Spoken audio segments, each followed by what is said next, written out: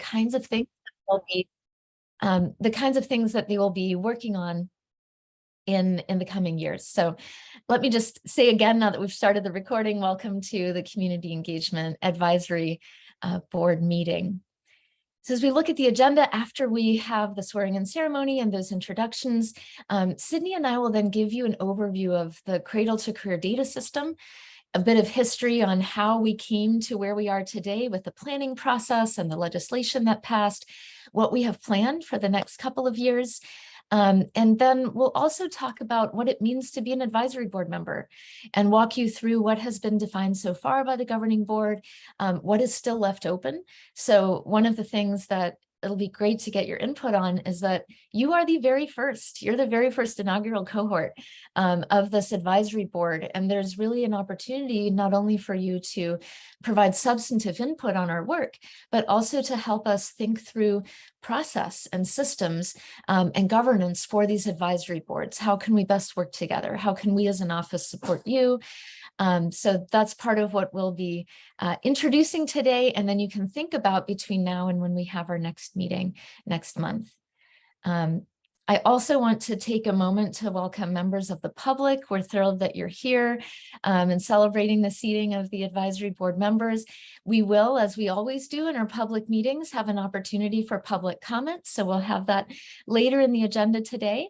So if there's something you'd like to say or you'd like to provide input, you'll have an opportunity to provide public comment of up to 2 minutes later on during the agenda.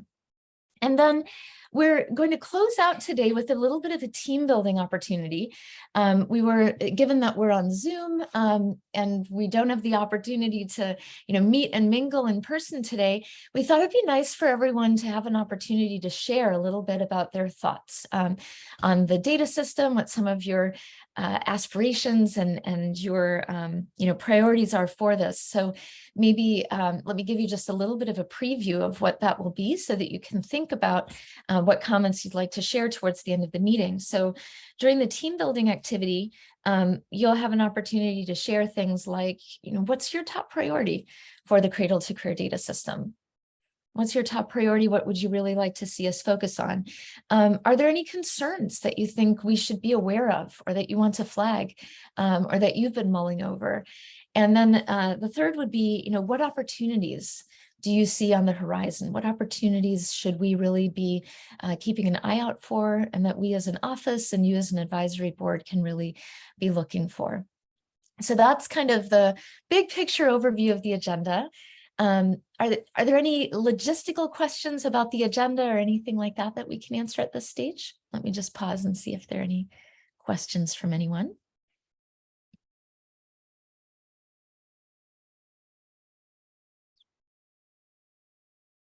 Looking through everyone's faces here. Sydney, how are we doing in terms of attendance? Do we have most of our advisory board members here now? I believe so. And then I think Secretary Tong is on. Let me just do a quick count to make sure. So give me like 20 seconds. Okay, we will pause for a moment.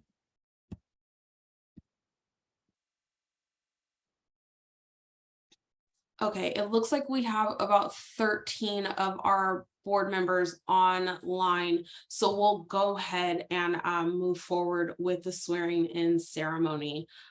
So Marianne, if you would like to introduce Secretary Tong, that'd be great. I would be happy to. So as you all know, the Office of Cradle-to-Career Data is a brand new state entity, and we are housed within the Government Operations Agency.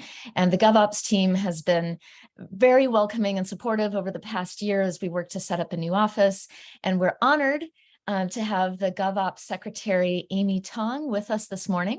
And Secretary Tong, welcome. We're delighted that you're here and would be happy to turn it over to you now to swear in the members of the Cradle-to-Career Community Engagement Advisory Board. Thank you, Miriam, and good morning, everyone.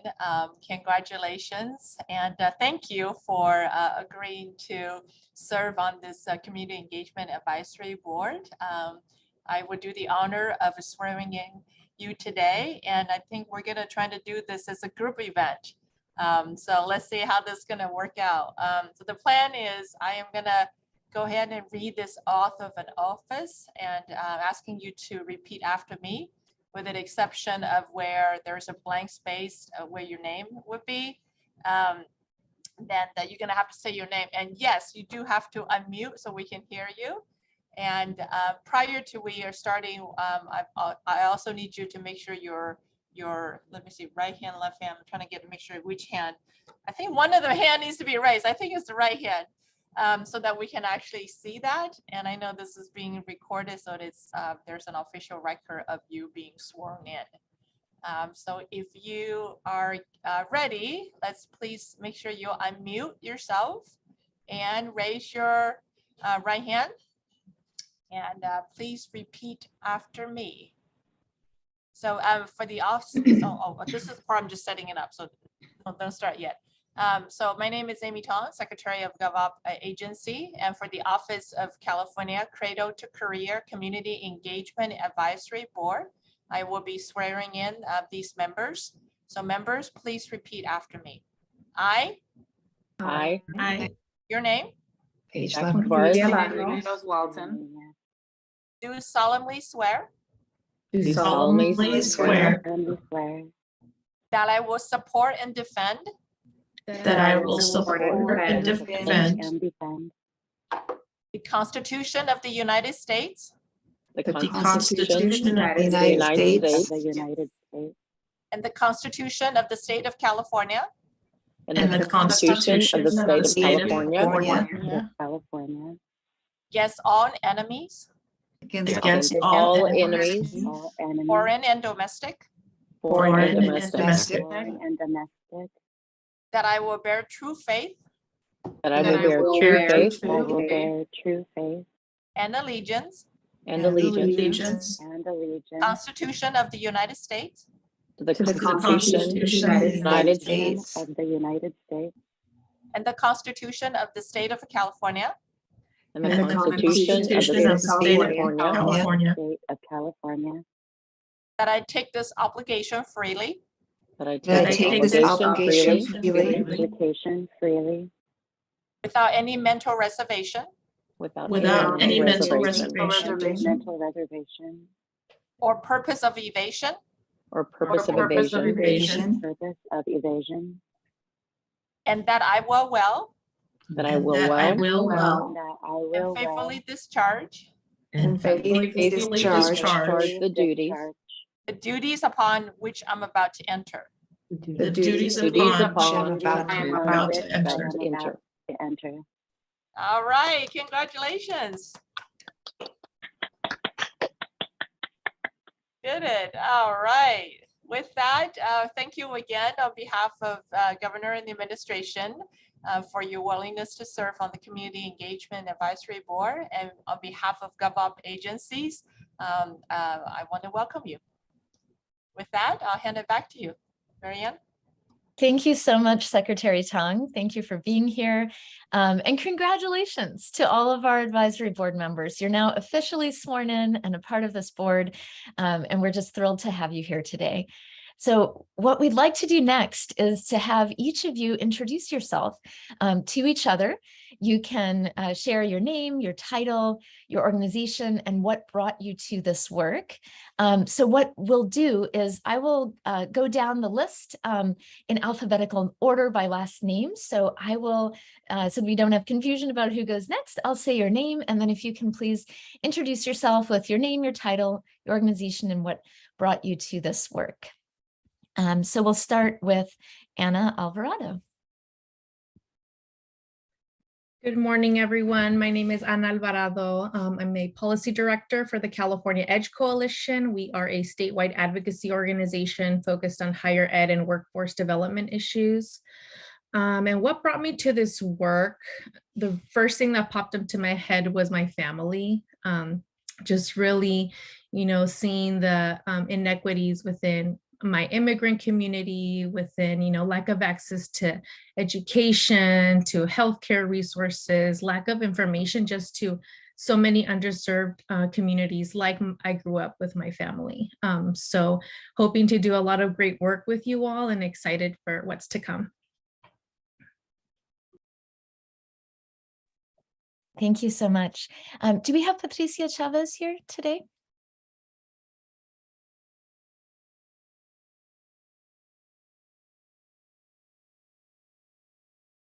Okay, next up we'll go to Michelle Cheng.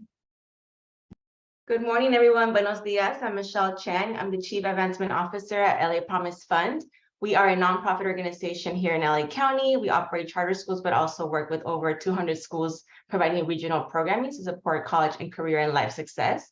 In terms of what brought me here, echo what Anna mentioned. On a personal and professional experience-wise, I've seen the inequities, but also the lack of infrastructure to create that access and that pipeline for our young people moving from K-12 to workforce and higher education. I feel that this is an opportunity to really be part of something innovative and amazing to help our communities access and create that opportunity for them to be successful. So excited to be working with you all today. Wonderful. Thanks so much, Michelle. Next up, we have Mer Curry Nunez.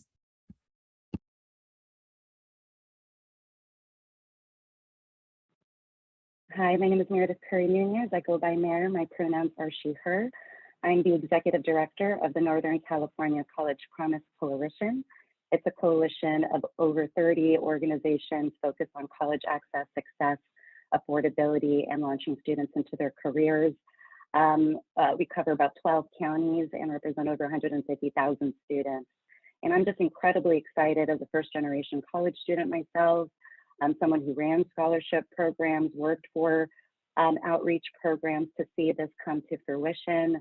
I'm really excited about the intersectionality of the data that should come through the Cradle-to-Career data system and what it can mean for all the champions that support our students, especially first-gen, low-income BIPOC students in California. Thank you. Thanks so much, Mare. All right, next up we have Tanisha James. Good morning, everyone. My name is Tanisha James. I am a dean at Norco College, which is a community college in Southern California, Inland Empire area. And I lead the work in regards to student success and equity there.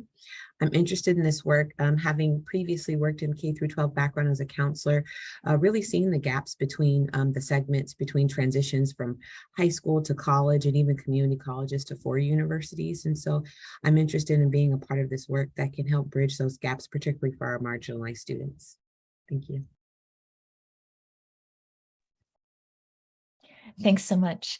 Next up, we have Nancy Jadaitis. Good morning, everyone. My name is Nancy Jadaitis, and I'm the Director of Higher Education at Immigrants Rising. We are an organization dedicated to the empowerment of undocumented people in their college and career path. And what brought me to this work is I've been able to work, I started my work individually in communities, community-based organizations, then at 2-year and 4-year universities within admissions, financial aid, and like the last 10 years really dedicated to supporting undocumented students. And so what brings me to this work is I've seen the gaps in access to financial aid, to AB 540, which is 20 years old, and really have gone from working with individual schools to multiple schools now at a systemic level, and want to be able to see how we can build the protections of student data as well as the access points into this work. So thank you, everyone. I'm excited to be here. Thank you, Nancy. Next up, we have Orquídea Largo. Good morning, everyone. I'm Dr. Orquídea Largo, and I serve as Interim Associate Vice Chancellor of Educational Partnerships at UC Merced. I'm excited to be in space with you all. My task and charge at UC Merced is really to oversee the Center for Educational Partnerships, which is the one department within student affairs that intersects with K-12. And so our work is primarily with student academic and preparation and educational partnerships, and our ability to really address the inequities, the educational inequities that exist at various levels. I'm excited to be here and share our experience and lessons learned, and also hear from my counterparts on this call. A pleasure. Thank you so much. Next up, we have Paige Lovern. Hi, I'm Paige Leverin. I am from Visalia Unified School District. I've been in student services the last 27 years. The last 8 years, I've been tasked with college and career readiness and trying to create systems and information access for all of our K through 12 parents and students so that we can create a culture of going on to college and what opportunities are available to them. But trying to provide that through different means, whether it's parent nights, going out in the classrooms, through videos, newsletters, every source that we can come up with so that parents can start to understand when their students are young what the importance of continuing their education is and feel that they have access to that information. And I'm really excited to be here with such a great group. Thank you. Next, we have Marcos Montes. Good morning, everybody. Marcos Montes. I'm the policy director for the Southern California College Attainment Network. I'm really happy to be here. I think a little bit of what brought me to this work is I was the first in my family to go to a university and graduate from a university. And it really took a whole village to get me there. Educators, mentors, programs in the community. And I think now I would like other students to have the same opportunities as I did. And I believe that, you know, if the community has better access to data and that they are able to see the data, they'll be able to step up and to make changes within our community and the state. So I'm really excited to be here. Thank you. Thank you so much. Next, we have Chris Nellum. Hi, good morning. Chris Nellum. I serve as the executive director of the Education Trust West. I think what brought me to this work, like many others, my journey through college was as a first-gen student. Also, I'm a data geek. I was a data user. I have worked with other states, statewide data sets, and I have seen the impact of these sorts of data when they're unleashed. And so I'm just really excited that we are on this journey together. Thank you for having me. Thank you. Next, we have Jackie Navarez. Hi, my name is Jackie Navarez. I'm the coordinator for college and career in Sacramento City Unified School District, our capital city. So I'm really excited to be here today.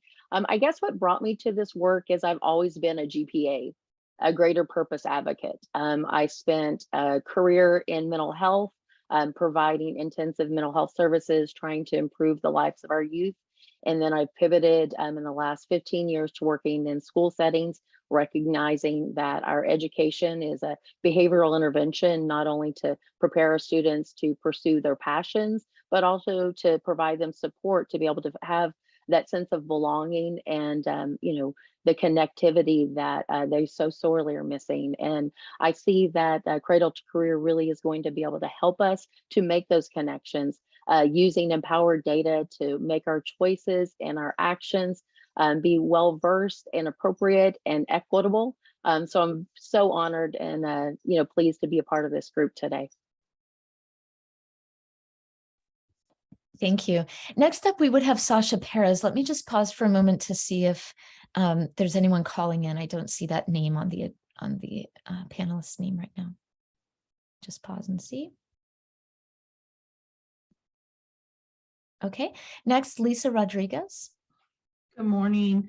As many of you said, my name is Lisa Rodriguez. I'm the Director of Student Services at Kings County Office of Education in the Central San Joaquin Valley.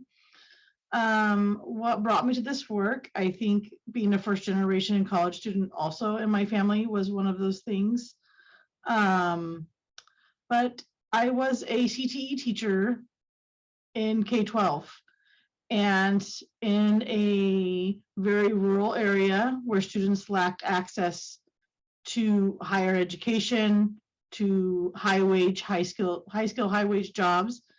And there was no data that kind of tied everything together from early elementary all the way through career. In my job now, looking at, we have a strong partnership with our Workforce Investment Board, and there's gaps in trying to figure out where kids are going and what they're doing, and to make data-driven decisions and really involving all educational partners to make sure we're meeting the needs of all students. And I think for me, our foster and homeless students are a big part of this, and they kind of get forgotten sometimes. So keeping those for me in the forefront of my mind and the decisions and advocacy work that we'll do around linking all the pathways in education.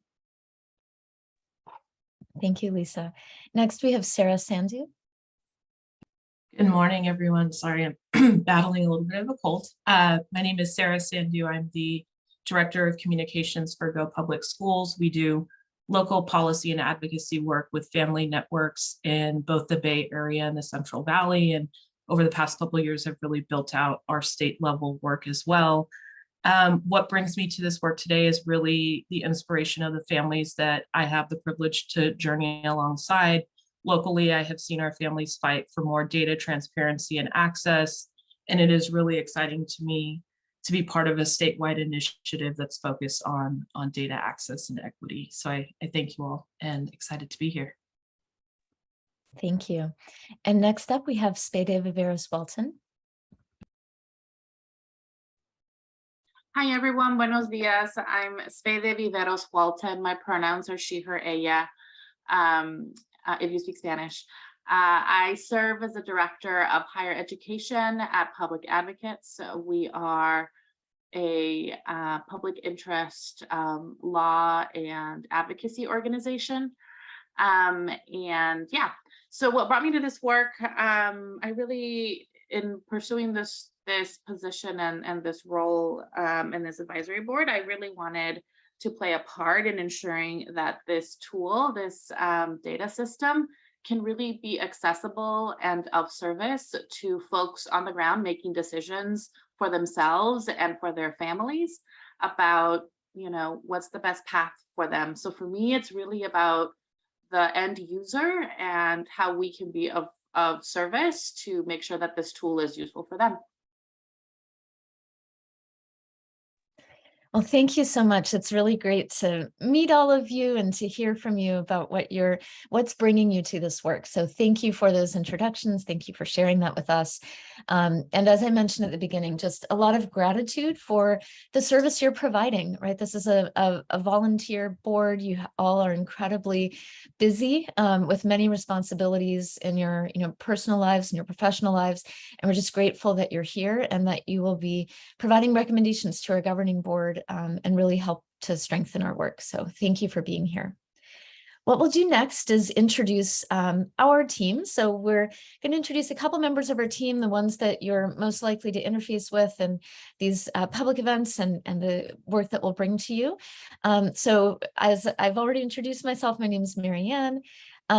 And just as a bit of background, I joined the Cradle-to-Career team in February of this past year, so about 6 months into this journey. Prior to that, I was doing a lot of work in data and evidence at the national level. So previous to Cradle-to-Career, I was at the White House Office of Management and Budget, working on learning agendas at the national level and working with departments and agencies there. And previous to that, I was at an organization called the Poverty Action Lab at MIT, where we partnered with state and local governments and nonprofits and others to do impact evaluations with a focus on advancing equity and building opportunity. So I have a long time interest in data and analysis and bringing information together for evidence-based policymaking and decision-making. So that's the background that I bring to this work. Next up, would like to welcome my colleague Ryan to introduce himself. Hi, everybody. I'm so excited to see everybody and really honored to be here. My name is Ryan Estrellado, and I'm the Director of Data Programs. Before that, I was at the San Diego County Office of Education. In fact, my whole career prior to this has been in public education as a school psychologist and an administrator, also avid user and believer in data, particularly using data to promote equity. I will be leading the user-centered design development of our data products. And one project I want to highlight for this group is something called the Student Experience Audit, which is a process we'll be doing once a year. That involves us having conversations with the community to learn about what it's like for young people to plan their lives, go through school and transition into life after school, and then ultimately to take the information from those conversations and use them to evolve our data products so that they serve the public better and better and better. And so I'm so excited to include you in all of that and get your input. And I want to thank you for your time today. Thank you. Thanks, Ryan. Next, my colleague, Dan. Hi, everyone. I'm Dan Lamery. I'm the Director of Data Infrastructure here at C2C. I've been working in education for about 15 years now, and I've served on 2 of the planning committees, the subcommittees for C2C. And I'm thrilled to be building what we've all been talking about for as long as I've been in education. And I'll be heading up and managing a lot of the system integrator and managing those kind of technology resources. Thank you, Dan. Next, Shannon. Good morning, everyone. My name is Shannon Serrato. I'm the new Director of Engagement here at Cradle-to-Career. It's so lovely to see you all. I saw many of you yesterday at Trust West Equity Forum, and some of you I maybe even gone to college with, so that's exciting. But prior to joining Cradle-to-Career, I was Communications Director with TICAS, the Institute for College Access and Success, a higher education policy and research organization that's based both in California and nationally. And it was there that I really learned about the power of using data and communications for good. And I'm just really thrilled to be working with Cradle-to-Career because I believe in the intentionality behind the system, the process of not only bringing these systems together to help drive change, but also making sure that we're hearing from the communities and people that we're serving, and that's all Californians. As a bit of a background, I am from National City, California, which is South Bay, San Diego. And if many of you know that, that's a place where people kind of get written off. And I was able to go and, do all the things that I needed to do, but it wasn't an easy, streamlined process. And I want to make that different for the people that are coming up behind me. So again, I'm just really, really excited to be beginning this work. And as a Director of Engagement, I will be doing the things that we need to do just to build the system, actually creating the website, logos, branding, thinking about the name, all of those things that we will involve you in, but also just making sure that we're hearing from the community, listening to them early and often, asking what needs to be asked. And if we're not asking the right things, making sure that we hear from them about what they need to succeed. So I am truly excited to be working with you all. This will be such an awesome endeavor. And this is such a great team. So thank you for having me today. And I'm looking forward to the work ahead. Thank you. Next up, Sydney. Hi, good morning, everyone. Hopefully y'all know me because I've been blowing up your inbox for the last like 3 months, but my name is Sydney Armendariz. I'm the Chief of Strategic Initiatives and Partnerships here at Cradle-to-Career. Most of my work involves you all as our advisory board members and managing the governing board and both of our advisory boards. So I am your go-to person for anything you need regarding C2C. My background has basically been a career state worker. Most of my work has been in public health and healthcare administration. So fairly new to the educational sector. I have 10 months under my belt, so I consider myself a veteran. But I am just super excited to be a part of this work and hopefully connecting with all of you as we continue building this amazing data system. So welcome to all of our advisory board members, and it's nice to meet you all. Thanks so much, Sydney. And to our advisory board, one of the things you'll see as our team has grown over the last few months, and in the coming months, we're going to continue to be hiring. So we would really welcome your engagement in sharing our job postings, encouraging people in your network to apply. We really want to build a team that is as strong and diverse as possible, that really reflects lots of different perspectives across California. And you're tapping your networks as we continue to build the team and grow it will be an integral part of that. So I just want to put in a plug for helping to amplify and share our job postings in the coming months as we continue to staff up. That's going to be a really important part of this first year for us. Great. Well, with that, we've done our introductions now. What we're going to do next is I will give you a little bit of an overview of the Cradle-to-Career data system, where we came from with the planning process, what we're working on now. I have some slides that I'm going to go through, and then would be happy to answer any questions that you have or any comments you'd like to share on that. And then after that, we'll take a bit of a break, and then we'll come back to talk more about the advisory board specifically, and what your role will be and the work that you'll do. So we'll go into this presentation now. Next slide, please. Okay, so where did the Cradle-to-Career data system start, and how did this work begin? So as many of you know, because you've been champions for this work for a long time, there's been a desire and a need in California to build a linked and integrated data system for a long time. Most states have already built something like this. California is a little bit late to the party in setting up this kind of data system. The silver lining means that because we are doing this now, we can learn from what other states have done already, build on that, and build truly a landmark data system that is the most inclusive and equity-focused data system in the country. So a little bit of background. In 2019, California enacted the Cradle-to-Career Data System Act, and that called for the establishment of a state longitudinal data system to link existing education, social services, and workforce information. So that's where the Cradle-to-Career name came from. The idea is that we want to illuminate and be able to see the path all the way from cradle to career. And as we talk through, what data are we bringing in, one note, this isn't about new data reporting, and we as Cradle to Career are not collecting data directly from individual schools, for instance. We're getting data at the institution level from systems and then bringing it together. So in 2019, that act articulated the scope of an 18-month planning process to be shaped by a work group that consists of the partner entities named in the act. And the planning process was overseen by the governor's office and managed by West Ed, and ran from January 2020 until June 2021. So ran until last summer. Kathy Booth, I believe, is on this call with us today too. So if you have any questions that come up about the planning process, I'd be happy to answer those as well. Next slide, please. So the planning process really laid a foundation for how we are going about this work together with you and together with communities.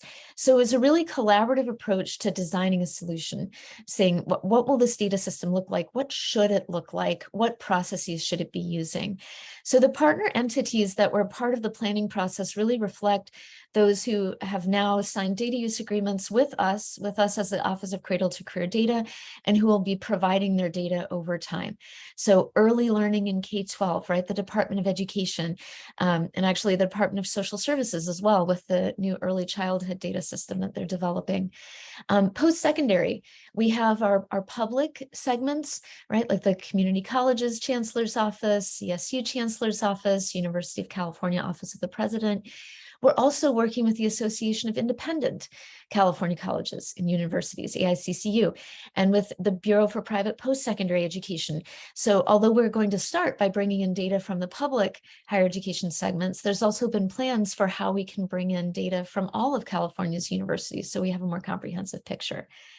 We have education-related entities like the Student Aid Commission and the Commission on Teacher Credentialing, Employment and Workforce Training. This is, for example, Employment and Development Department will be providing unemployment insurance data. So that's where we'll get wage data that helps us understand and answer questions around, for example, living wages and things like that. Social services and health. And so the Cradle to Career data system isn't just about education data strictly. We're also bringing in other kinds of data that can really illuminate the picture of how young people, children, and their families are doing. And then other partners include data experts like the Department of Technology, California School Information Services.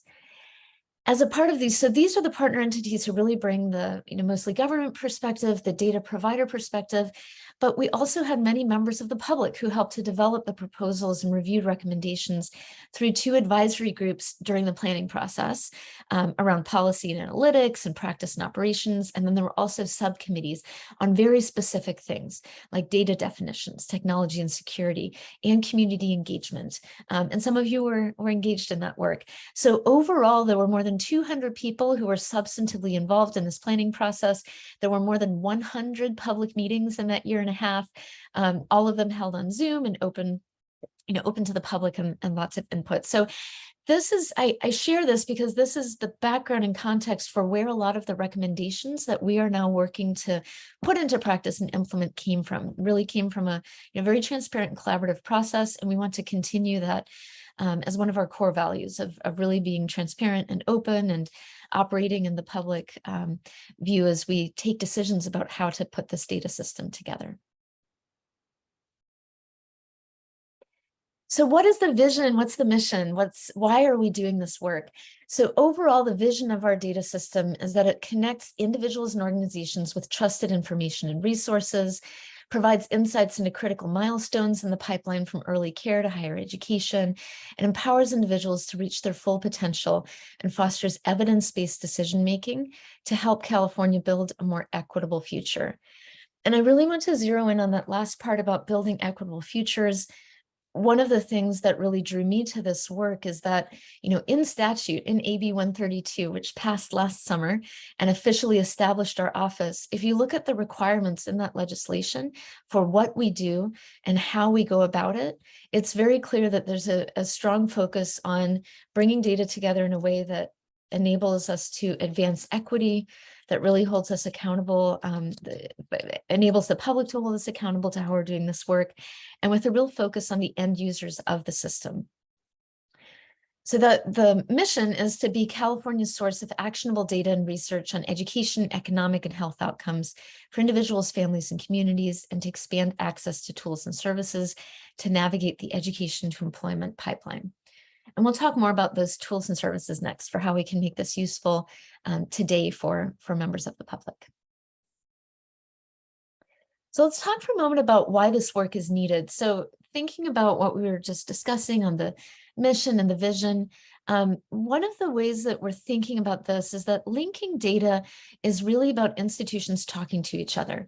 So Ben Cheetah in the governor's office, who's been a real champion for this work, has framed it in this way that as we think about addressing the barriers and hurdles that young people face as they navigate, trying to apply to college or getting their transcripts from here to there, or understanding if they've met the eligibility requirements for a four-year university, having institutions link their data together through Cradle-to-Career is one of the first steps for us to be able to coordinate that kind of work better and more effectively on behalf of young people and students.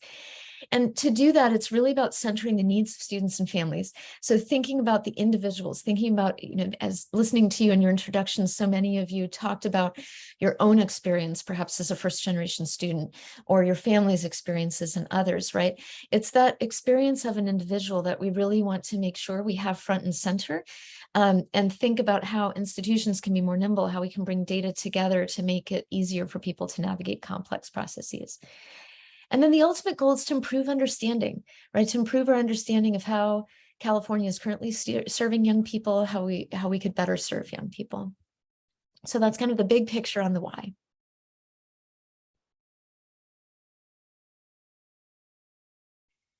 Now, what are we building? So the work that we're doing, we've put into three main categories. So the first at the top, you can see in green, it says data on education and job outcomes. So this is the linked data system that Dan Lamoury was talking about, our Director of Data Infrastructure, where we're going to be linking that existing data together. We'll talk more about that in a moment. We also have tools to support college planning and transition. So this is really a unique aspect of California's data system. One thing that I think really will set apart what we're doing here in California, which is that we're pairing that research data set, if you will, with practical tools that students and families and districts can use today to help students navigate college planning and transition. And then the third area, training and outreach, we're really thinking of this as community engagement throughout. So it's about engaging communities before we build things to really hear and listen. What are the questions you most want to answer? What's the information you need to see? And then ensuring that we're providing equitable access to that information, ensuring it's available to people for them to use in their decision making. So overall, these are the three main areas of our work. Now we'll dig into that in a little more detail.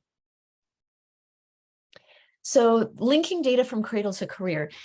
A moment ago, I showed you a list of entities who were involved during the planning process. You'll see that that largely mirrors the 15 partners. So 16 of us, including our office, signed legal agreements at the start of the summer that provided the foundation for now working to share data and link it together. And it starts from Cradle to K-12 to higher education and to careers. So I just wanted to share with you, these are the partners who have signed agreements with us and who are preparing to share data with the data system.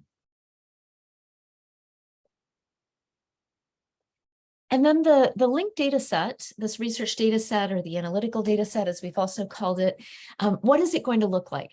So there are 200 data points that were identified during the planning process that you can find on our website that have been, those are the planned data points that are going to provide the foundation for this data set.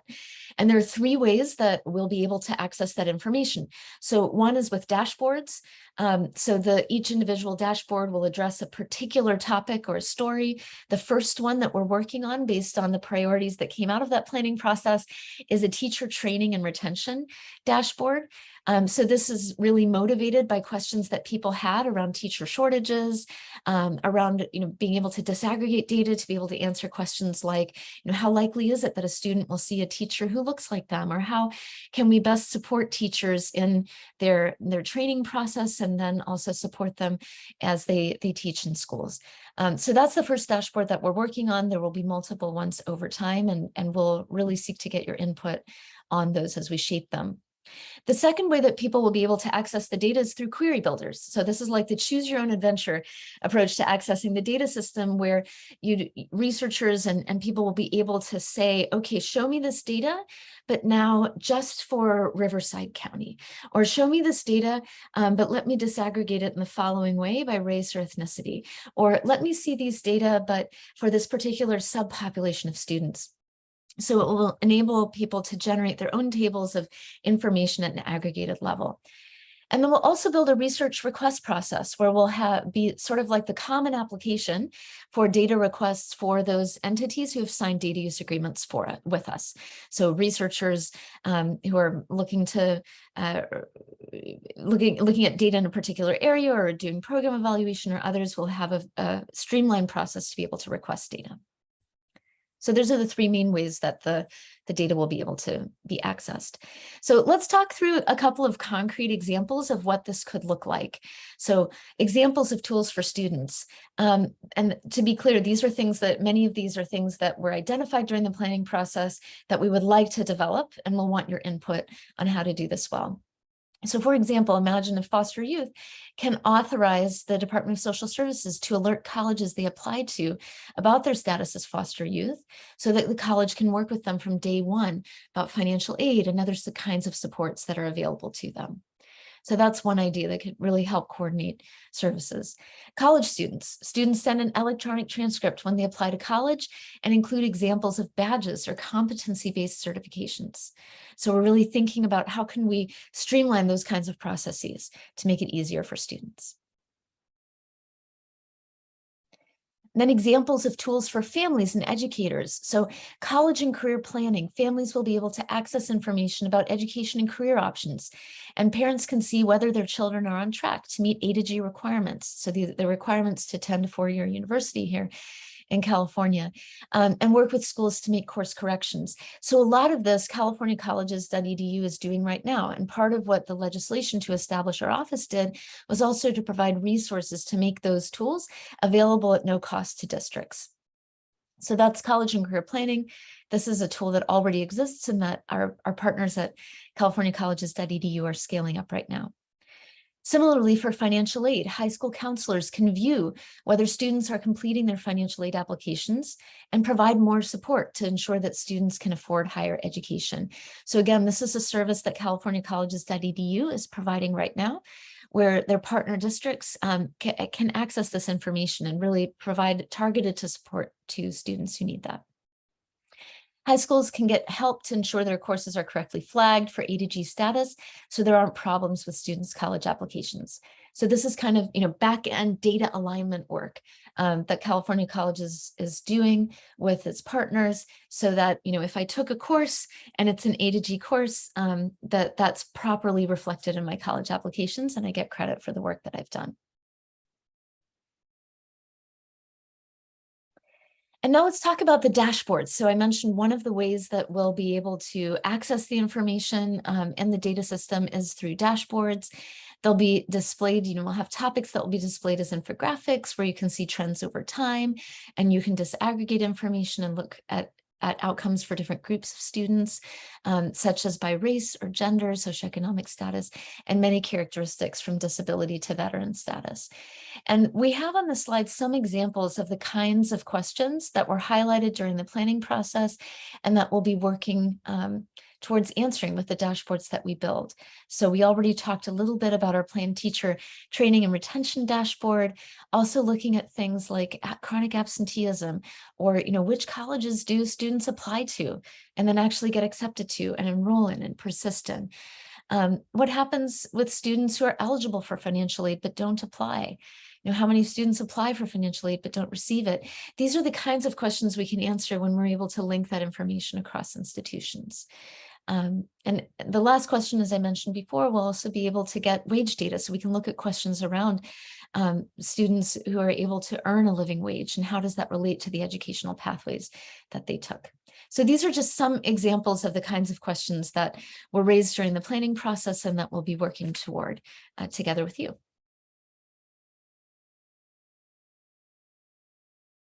And then the query builder, so to dig into that in a little more detail, this is the one that I described as choose your own adventures. So you'll be able to select variables and then generate tables and charts on student outcomes with the ability to get more specific information, right? So for example, how do college outcomes vary for students based on the institutional context, things like suspension rates, right? Proportion of students who complete A to G requirements.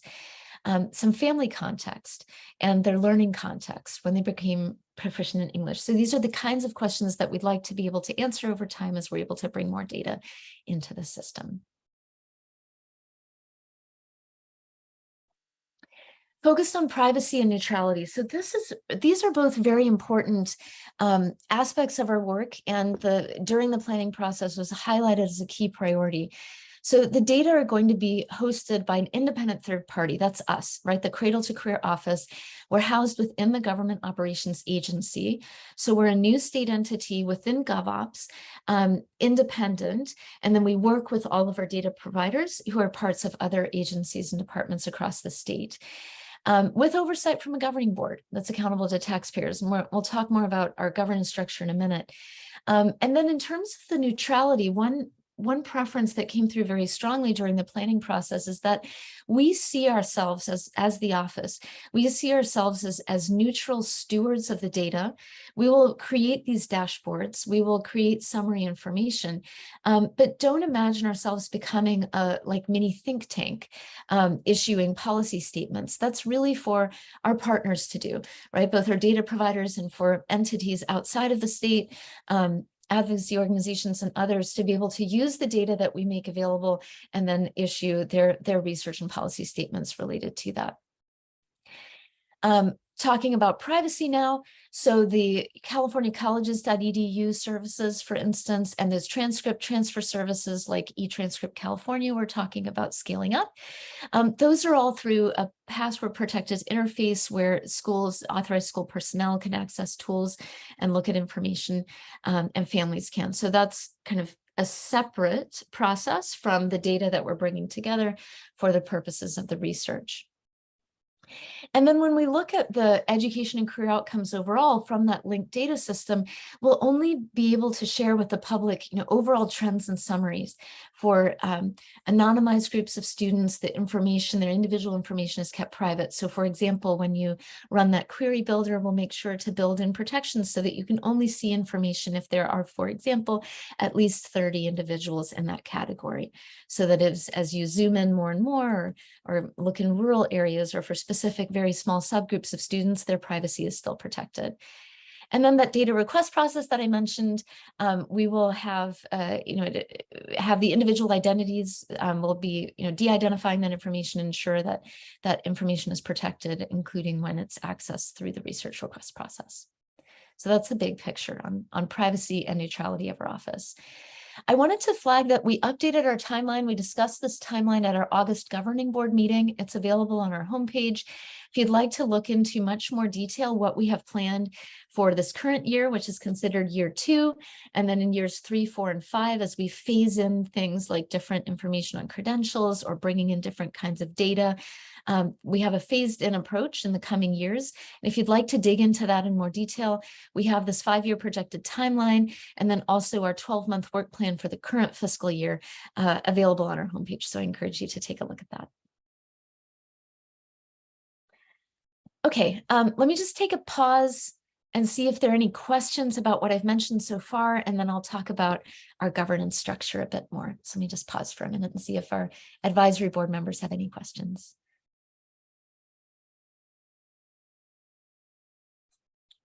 And Marianne, I also don't see any questions in the chat either. Thank you. I've been looking at the slides and not watching the chat, so thank you for that, Sydney. Marianne, I have a question related to the slide with the 15 partners that you showcased. Are there plans to, are you looking for more partners, or do you feel like you're good to go with the 15 that you have locked in with agreements? Thank you for asking that question. Right now, we're focused on building the initial data system with the 15 partners with whom we've signed agreements. And I also want to be clear that some of those partners don't yet have all the data that we will need. So some of the early childhood data, for instance, is still being developed. Some of the data around the non-public higher education data, we still need to develop processes and systems to get that. So these 15 partners are the ones we're going to start with first.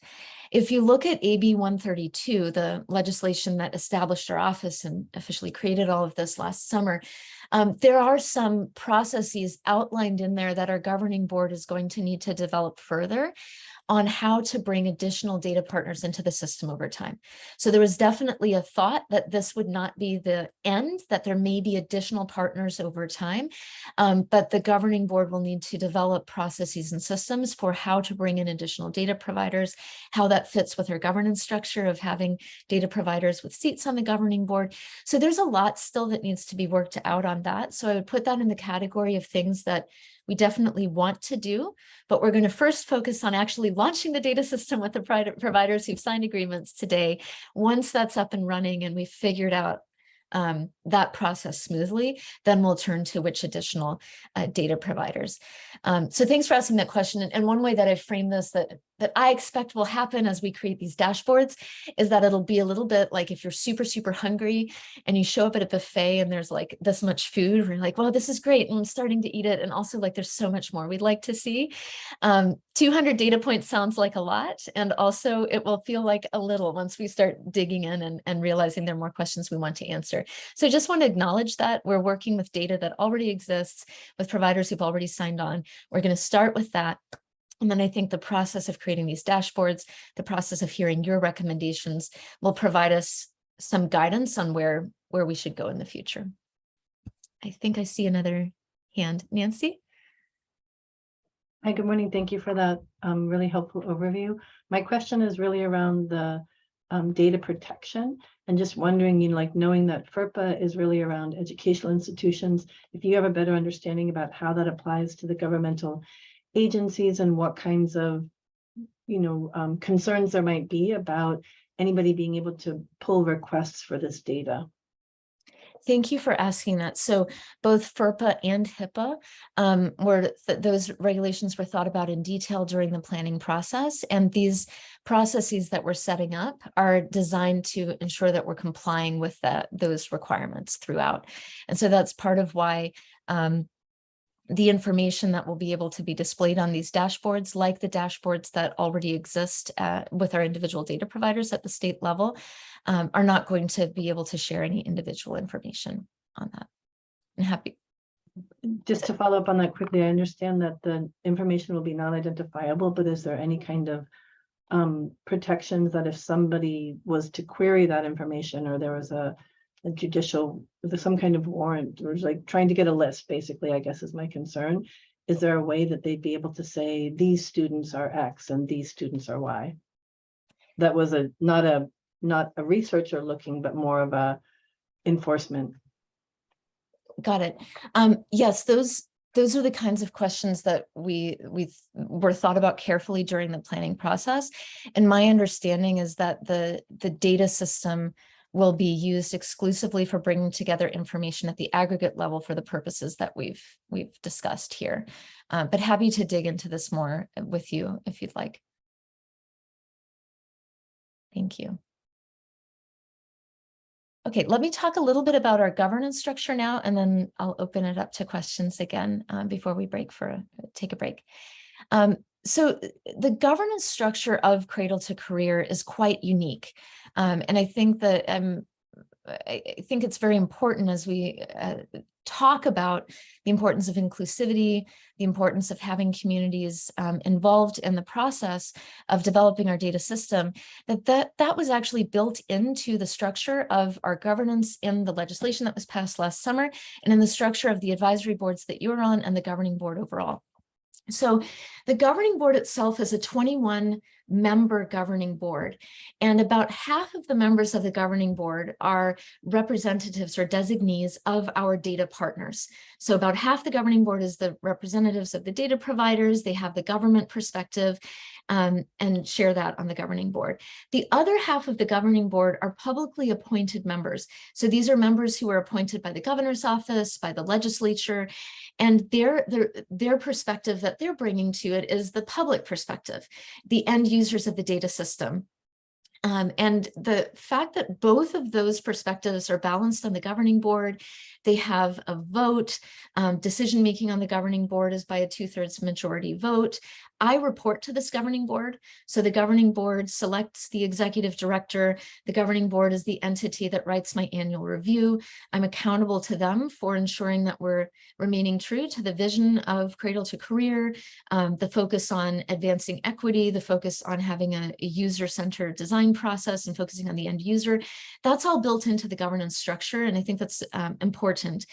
The governing board meets quarterly. All of the meetings are open and subject to Bagley-Keene. Perhaps some of you have already listened into those. The next one is going to be in November. Encourage you to join and listen in. And this is the overall structure of the governance is really around our office being accountable to that governing board, and that's the decision-making entity for the Cradle-to-Career data system overall. So that's the governing board. And then we have the 2 advisory boards. So in addition to your advisory board, we also have the Data and Tools Advisory Board. And the purpose of that advisory board is to ensure that the data tools provide actionable information and identifies ways to improve access to that information. So they will be working on things like defining and structuring data points and operationalizing data request processes. So they will be seated tomorrow morning. So if you'd like to listen in and watch that and cheer them on as they're sworn in, that's happening tomorrow morning at 9:30. So that's our Data and Tools Advisory Board. And then we have the Community Engagement Advisory Board, that's you. And the purpose for this advisory board is to ensure that there's strong feedback loops with data users to support evidence-based decision-making, analytical capacity, and equitable access to actionable information. And especially that last part, right? Comprehensively in terms of how we design the dashboards. Is it intuitive? Language, all of those kinds of things. Also, we'll be working on plans for outreach about those free college, career, and financial aid tools available on californiacolleges.edu. We would like to welcome you to advise us on the user experience. We'll talk about more of this in detail a bit later on, but you have, if you think about your communities, your networks, we're really hoping that you can help us reach the kinds of networks and communities that we need to engage in this work early on to ensure that what we're building will be helpful, useful, and actionable for everyone here in California. I wanted to highlight a website. Now, if you're interested in diving into more details, in addition to the Cradle-to-Career website, which has a lot of information around the planned dashboards and the data points, there are a host of recommendations that came out of the planning process that are still available, and you can see them on the data system website that WestEd hosts. So if you go there and you can look at the recommendations, some of the summary recommendations, this is where I'd recommend starting. This was a 1.5-year process, and there's a lot there. But if you want to go through some of those recommendations, if you're interested in some of the specifics, for example, there's a whole brief around data privacy and how the working groups thought about those kinds of issues. So looking at the resources in the recommendations section of this website would be a helpful place to start. And perhaps you have a question where you're like, I wonder if any work has been done on this. Feel free to shoot us an email. You can email Sydney, you can email any of us, and we can help you navigate that and say, oh yeah, there was a brief on that. Here's a link to it. So feel free to dive into this on your own, but also we're here to help you find what's most relevant to you. So if you're curious about some of these more detailed, specific aspects of what we're building, you're like, I wonder how we've thought about, protecting information, especially around, documentation status, for instance, is a question that we've gotten a lot. We can help point you towards the resources, and you can see how that was discussed in the planning process, what was considered, and perhaps you have more we can think about there. Okay, before we take a break, let me pause again and see if there are any questions from our advisory board members. And again, just to clarify for those of you who may not have joined us yet, when I was going through the agenda at the beginning, we started by swearing in, we did introductions, we're talking about the data system overall now. After the break, we'll talk more about what it means to be an advisory board member, and then we'll have a dedicated section for public comment where if you're a member of the public, you can raise your hand and we'll let you unmute and speak for up to 2 minutes. Any questions from advisory board members at this stage? Jackie. I just had a question about e-transcripts. I apologize, I may have missed some of that information. I just was looking to see what our communication is around e-transcripts currently. You didn't miss it, and there's a reason why I didn't talk about that as much as I did californiacolleges.edu. So thank you for that. The short answer is that in the legislation, in AB 132, there are 2 tools that were identified specifically in the legislation where the state of California said there are existing tools that we would like to scale up and make available to California's students and families. So those 2 tools were californiacolleges.edu and eTranscript California. Those are the 2 that are specifically mentioned. californiacolleges.edu, both of them are up and running right now. In this first year, we've focused a bit more on supporting californiacolleges.edu in their scale up, and they're working with additional districts. A lot of the supports that they're providing, for example, on their financial aid lessons fit nicely with goals that of recent policy changes at the state level around universal financial aid applications. So that's something that's ongoing and that's being scaled up right now. eTranscript California also exists as an existing tool that enables the transfer of higher education transcripts. So primarily California community colleges and the 4-year institutions. If you look at our work plan for this year, part of what we've mapped out for this current fiscal year is to do more exploration about what the future of eTranscript California could be, together with our partners, those who are currently running that system, and thinking about if we look at the whole vision for transcripts, including across not only community colleges, but 4 years public and the non-publics, thinking about being able to include things like competency-based credentials.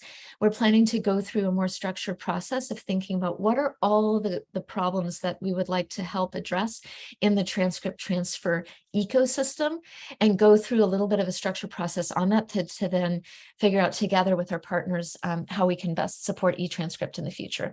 So there's a reason why we're currently have less public-facing information on pushing out eTranscript California, because we think it'd be helpful to explore that a bit more. Whereas californiacolleges.edu, they're working to scale up their existing services right now across new districts as well. So thank you for highlighting that, Jackie. Thank you. Any other questions from our board members?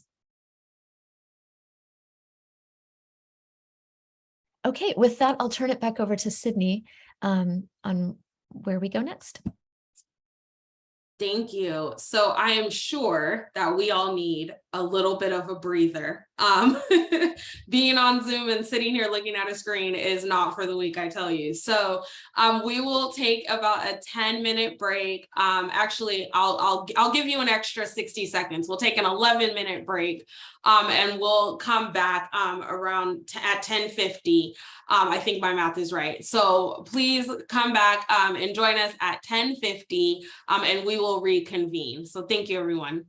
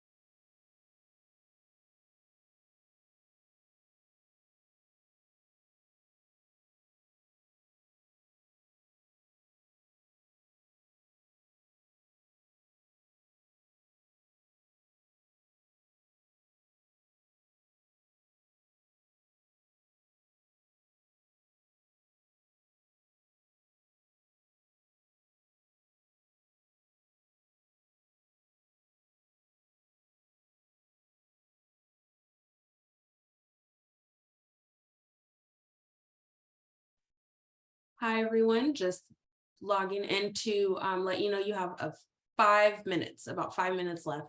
So it's your 5-minute warning before we reconvene at 10:50.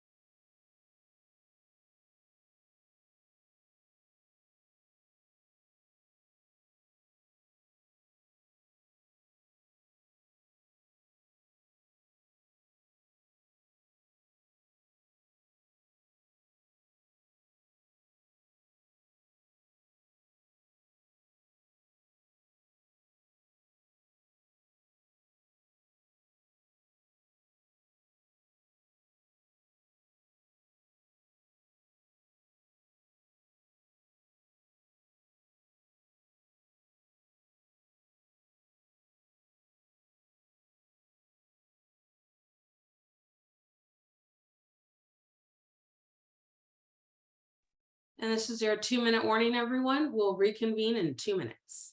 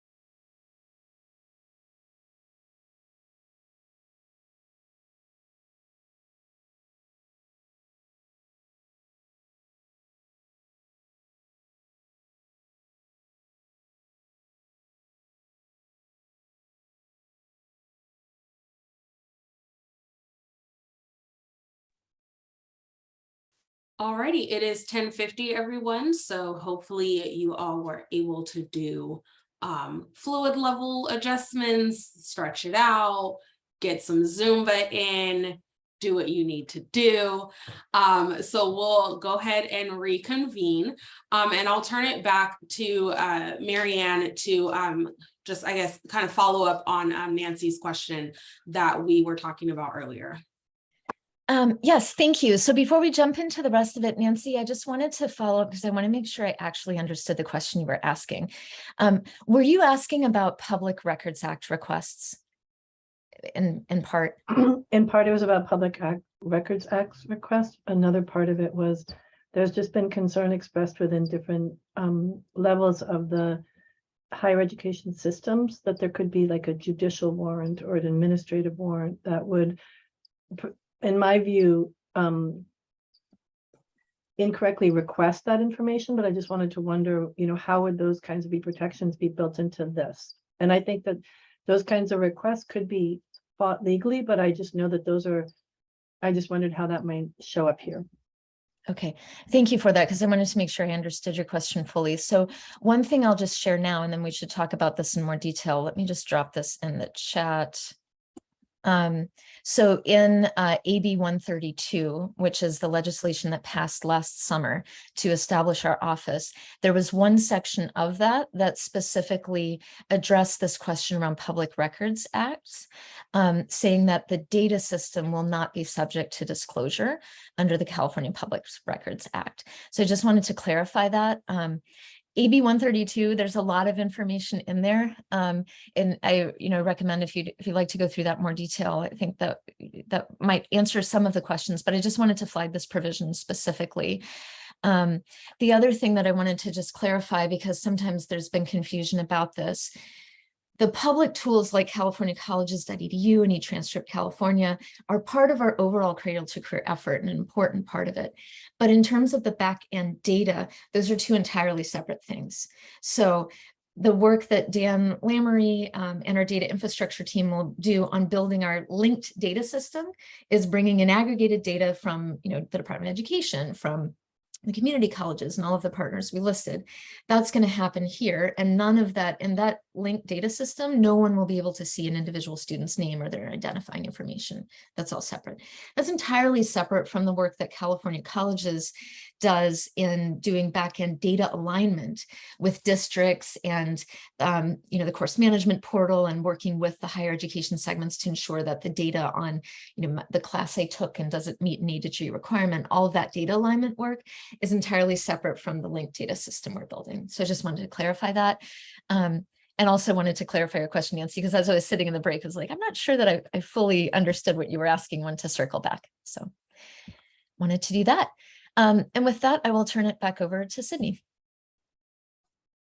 Perfect, thank you. So next up, I will start us off with an overview of our advisory boards, give you a little bit more information, or I guess a lot more information about your role as an advisory board member and what all that means to be a part of the board. So I will start us off. So the Community Engagement Advisory Board will create strong feedback loops with data users to support evidence-based decision-making, analytical capacity, and equitable access to actionable information. So what does that mean?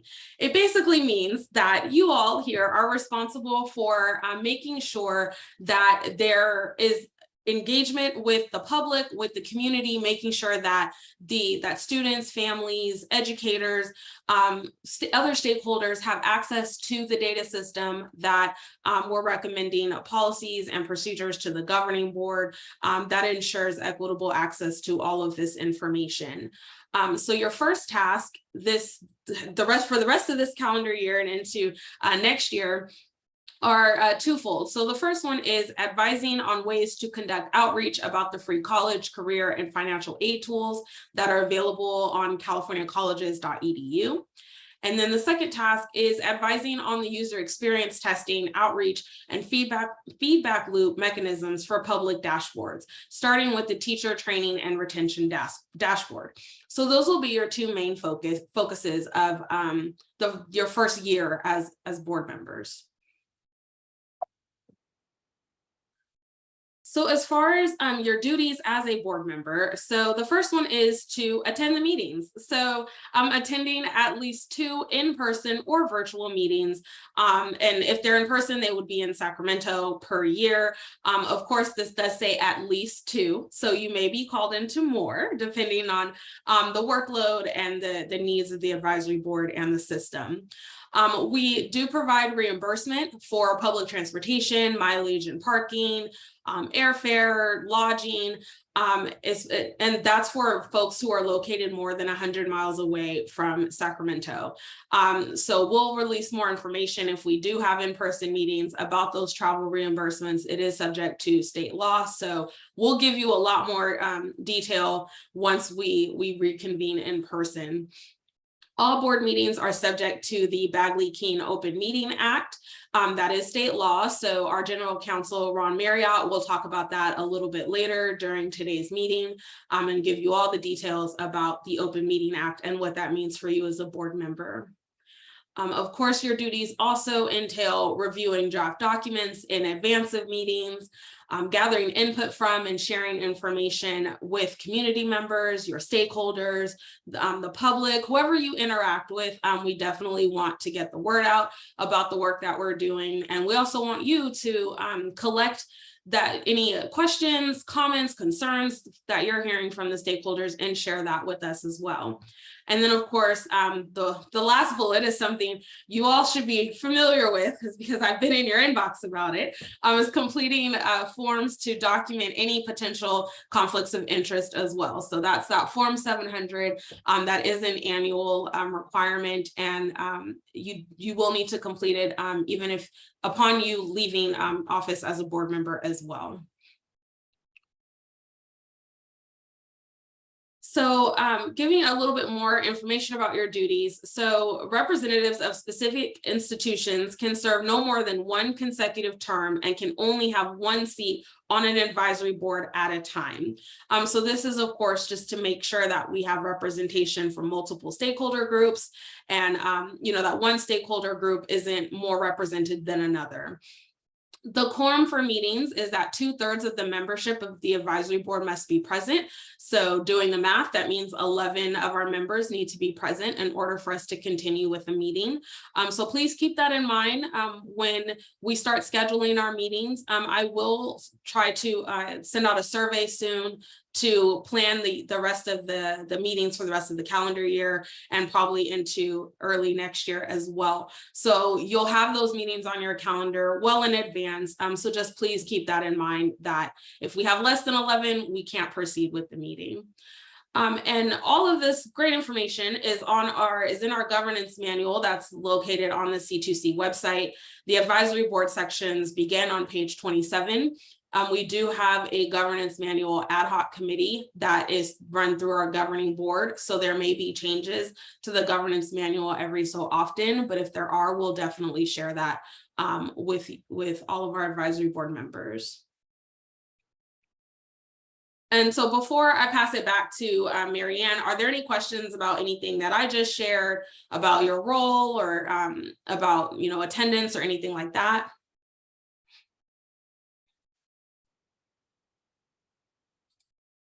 Okay, I'm taking silence, meaning that it was super clear and you all are experts now on what your role is. Okay, awesome, good to know. So I will pass it back to Marianne to talk a little bit more about the legal stuff. Oh, wait, I see Jackie has her hand raised. Jackie, go ahead.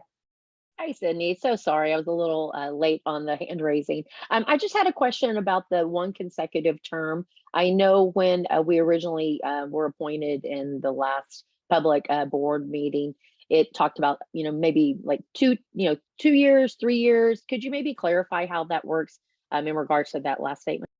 Yes, so your term can be one year, 2 years, or 3 years. We picked the terms randomly through basically putting all the names in a hat, and then we picked who would serve which term to just make sure it was fair. So your term could be 1 year, 2 years, or 3 years. I think I believe when I sent out the announcement that you were selected, that I included the term the term length. So refer back to that, or if you need just a refresher, let me know and I can tell you what your term length is. So yeah, so the term itself could be 1 to 3 years, but each of you will have a different term length. Does that answer your question? That does. Thank you for that clarification, because yes, you had shared that information, but I thought maybe something had changed and I'd missed it. Thank you. No worries. Yeah, thank you for that. And the part about 1, 2, and 3 year terms is only going to happen here at the start because everyone joined at the same time. So what's going to happen moving forward is that each year, a third of the advisory board gets replaced. And so in the future, everyone will serve 3 year terms. Does that make sense? So like next spring, all those who had 1 year terms would be termed out, and then a third of the advisory board would be selected new by the governing board. And then all of those new members would serve 3 year terms. So then in the future, everyone will serve a 3 year term. And with the overlap, you'd have about a third of the board turning over each year. Thank you so much for that clarification, Marianne. I appreciate it. So with that being said, I'll turn it over to you to talk more about the statutory requirements. Thank you, Sydney. So what I'm going to go through in the next couple slides is just an overview of what is in the document that Sydney linked to a moment ago. And perhaps we can actually drop that link to the governance manual in the chat so that people can find it. But the governance manual is a document that the governing board has created. And most of the governance manual refers to how the governing board, what process it's going to use and how it works. But there's a short section in there about advisory boards and about the Community Engagement Advisory Board specifically. So I recommend that you take a look at that section of the governance manual between now and our next meeting so you can see what has been decided so far. And I just want to say before I go into this in more detail, there's a lot that has not been defined very specifically yet. And you as our inaugural cohort of advisory board members can be a part of shaping that. So let's talk through what's in there. And then at the end, we'll reflect a little bit on what hasn't been defined yet. Okay, so what's the authority? And this is based on what's in AB 132 in the Education Code. So the responsibility of the Community Engagement Advisory Board is to examine whether the office, which is called the managing entity, is creating strong feedback loops with data users, supporting evidence-based decision-making analytical capacity, and ensuring equitable access to actionable information. So this is just restating part of what Sydney had just shared. So going on to the next slide. There's some member expectations. So, ensuring that appropriate resources are aligned to support the work of the data system, ensuring technical tools of the data system are working as intended, ensure their attendance or that of a designated representative. I think especially, Sydney mentioned, we're currently meeting virtually. With the budget law that passed last summer, we have the permission essentially to hold Bagley-Keene meetings virtually until next summer. So we really hope, given that, there's 16 of us, that we can all attend as much as possible so that the group can really get to know each other. And then the last part, advocate for our data system to key stakeholders, talk about this work and the importance of the work as you go about, the professional work that you do and as you speak about this work more broadly. So those are the member expectations as outlined in the governance manual. Decision-making. So here's what's in the governance manual on this. The Community Engagement Advisory Board provides input and feedback and makes recommendations to the governing board. Decisions are made by consensus. Recommendations are paired with feasibility studies by the office regarding data availability, reliability and validity, legal requirements, startup and ongoing costs to the office and to the data providers, potential approaches for collecting the information, and any political or other implications that would jeopardize the neutrality of the office. So there are a couple of things packaged in here. So the most important part is at the start here, right? You as an advisory board, the purpose for the advisory boards as envisioned in the legislation is that you are making recommendations to the governing board. And the process as outlined is that decisions are made by consensus. And this is where, we don't need to take any decisions on this today. I think it'd be helpful if everyone thought about this and you think about what processes you can use, but we'd like to hear from you, right? How do you want to come to consensus? Are there formal structures and roles you want to put in place within the advisory board? Or do you all want to come to a facilitated meeting that we facilitate and you all participate and provide recommendations? So if you want to think about that a bit, that would be helpful. And we can also provide some support and thinking through different options for you to consider. So decisions are made by consensus. That's different. I just want to flag that that's different from our governing board. So our governing board has a formal process. They're a decision-making body. A certain threshold for votes is required. The advisory boards were intended to be an entity that provides recommendations through a different path. So just wanted to flag that. Then I wanted to say a little bit about these feasibility studies. Sorry, if we can go back for just a moment. Thank you. The feasibility studies, this is where we as an office can support you. So you can essentially, work with us, give us some homework, if you will, to say, hey, here's an idea that we've come up with. Here's a recommendation that we think would really strengthen the data system. But we don't know, for example, is there any data available already that could be used for this? Or we're not sure about some legal requirements that this might implicate, or we don't know if this is a $100 task or a $100,000 task or a $1 million task. Like, what would the resources be required to implement this recommendation that we're considering? So that's what we're thinking of as the feasibility studies. This is a service that we as an office can provide to you, where you say, here's a recommendation we're considering. Could the office work with us to analyze what are the implications in all of these categories that would be that would come into play for this recommendation to actually be implemented? And that way the recommendation can then go to the governing board with the full context that they would need to consider in thinking about, is this a recommendation that is feasible to move forward with now, later, or things like that. So that's what the feasibility study is. It's kind of, the board thinks about recommendations, works with our office. And here's where, again, thinking about process, those of you who have served on boards in the past would welcome your input. How do you want to go about working with us on those feasibility studies? Do you as a group want to discuss this collectively in our advisory board meetings? Do you want to designate a liaison on a particular topic or a recommendation who works with our office in more detail on a specific thing, and then we bring it back to the group? There's multiple ways we could do this, but I just wanted to flag some of these kinds of issues that we can work out together. All right. Thank you.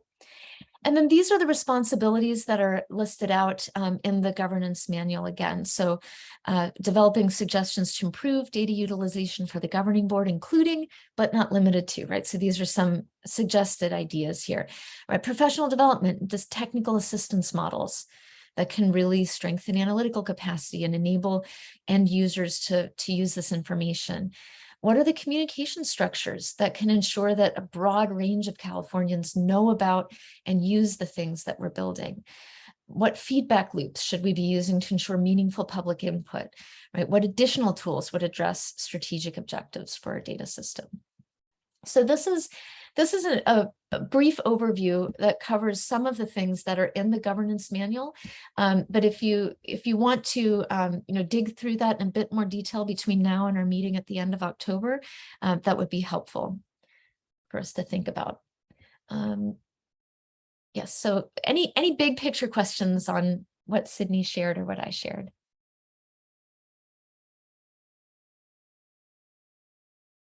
And pause for a minute. I know it can take a minute to think about the question and then raise a hand.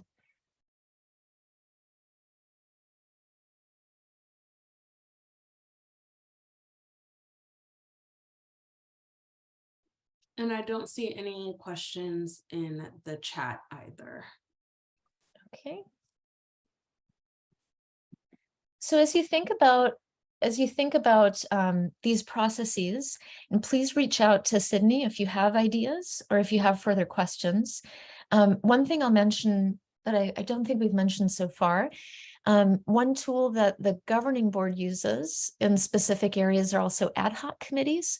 So if there's a specific topic, so for example, selecting all of you, right? The governing board formed an ad hoc committee, and then that subgroup of board members worked on that specifically and reviewing all the applications and recommending a slate of candidates for the full board. So one thing we could consider as well is thinking about whether there's an ad hoc committee that we could put together to work through some of these kinds of questions around, what roles do you want? Formal structured roles, right? For example, in the advisory board, or do you all want to participate as members? How do you want to have a process of coming towards consensus? That's one possibility that I'll throw out there if that would be of interest. So you can think about that. And if you have questions now, that's great. If you have questions offline, feel free to reach out to us and we can work through that together.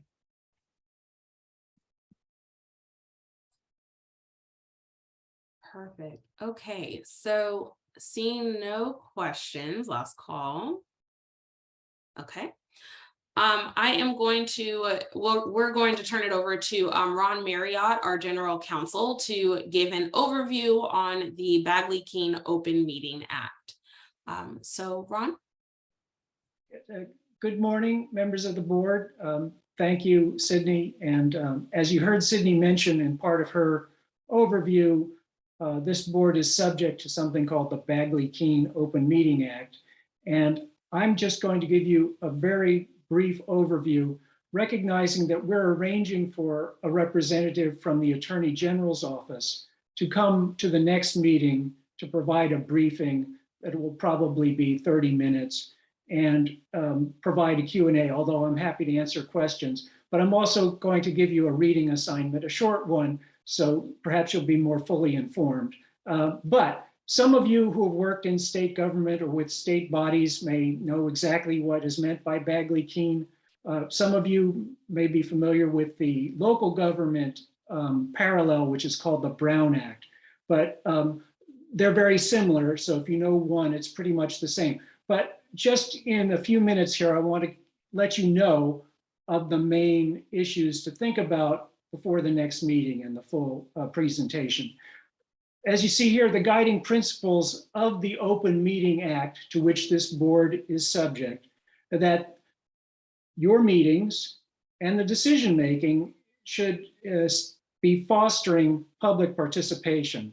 And the legislature has decided that this is in the public interest so that the public can participate. If I could have the next slide, please. There are basic requirements, and again, the text of the act is long and it's detailed, but for benefit of this overview today, it can be summed up as these three things: advance notice, the sessions being open, and providing the public the chance to comment on the business before the board in the meeting.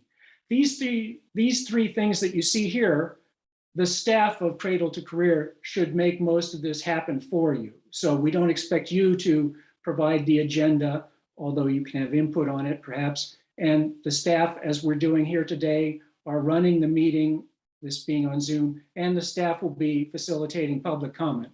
But these are the key principles. As I say, staff should be able to take care of most of the nuts and bolts of it for you.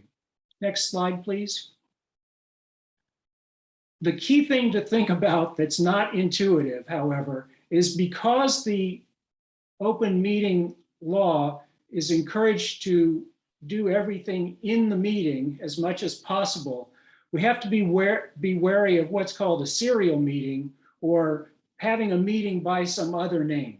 And the most obvious example would be if a member of the board texts some other members of the board and say, hey, what do you think about this thing or the other thing? And that's really not supposed to happen under the open meeting laws. And so you see the list here, but phone calls, texting, email, posting on some channel that involves a majority of the members, either all at once, hey, everybody, what do you think about this? Or if it went from one member to another or another, that's not supposed to happen under Bagley-Keene. So this is the part that's not really intuitive. A lot of people in our professional lives between meetings, doing our workday work, we're used to email especially, but phone calls, texts, whatever. This will require a little mental reset to comply with this aspect of the law. If I could have the next slide. And so with that in mind, we're going to post a couple of things for you. the full text of the Bagley-Keene Open Meeting Act, which is in the government code. That's difficult to read, but we have to provide it for you under the law. The thing I would like to assign you is read at least the first page and a half, maybe 2 pages of this handy guide that's put out by the Attorney General's office. It's designed to be more readable, and it'll help frame you mentally for why the legislature has decreed that you, as part of this board, are supposed to do everything to the extent possible in the meetings.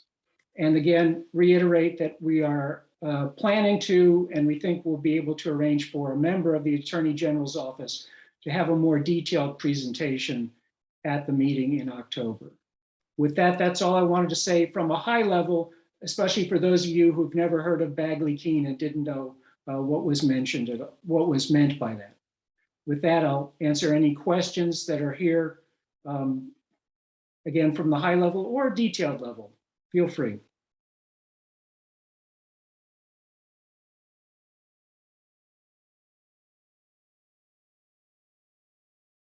I see a hand.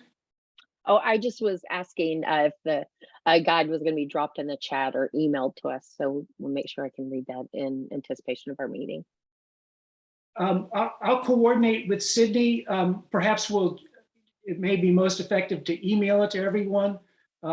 It's linked from several different places, so we'll just send you the PDF and post the PDF on the website.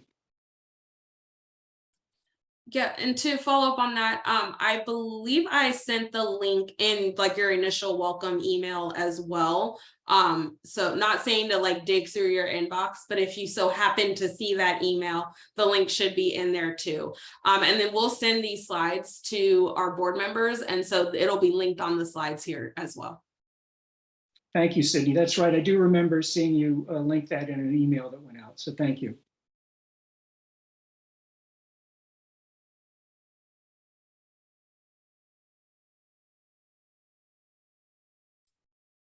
Any other questions about the Bagley-Keene Act?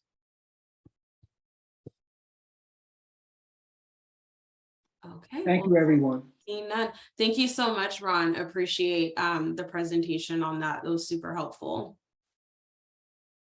Oh, and that was my question slide, so we'll skip that. So now we'll go ahead and have public comment. So members of the public who would like to comment should use the Q&A feature to send us either a message saying that you would like to give verbal public comment, and we can coordinate on Zoom to unmute you. Or you can also submit written public comment through the Q&A function as well. Please keep in mind, although we love to hear from the public, we love to engage with our community. During our board meetings, we are not necessarily obligated or required to respond to public comment. So just please keep that in mind when you submit your comments. And you can also submit written comments via email to the email address that's listed on the screen, info@c2c.ca.gov. So we'll give a couple of moments to sit in awkward Zoom silence to have the public submit any requests for public comment.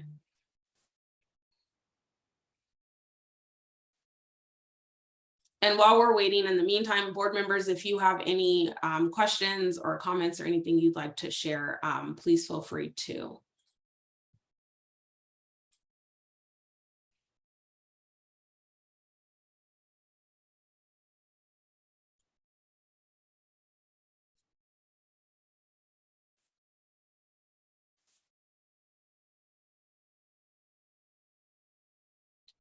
Okay, I'm not seeing any public comment requests. So I'll just say just another quick reminder, if you'd like to give public comment, please use the Q&A function to request to give public comment.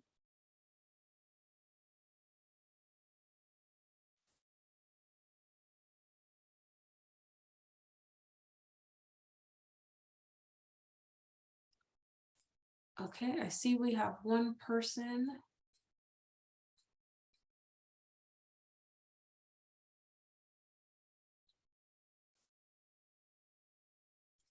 Okay, Sally Fox, you should be able to unmute. Thank you. Good morning. This is Sally Fox in San Diego County, representing the California Association for Bilingual Education, CABE, as an education policy analyst. Our CABE vision for California promotes and celebrates biliteracy, high academic achievement, multicultural competency, and educational equity for all.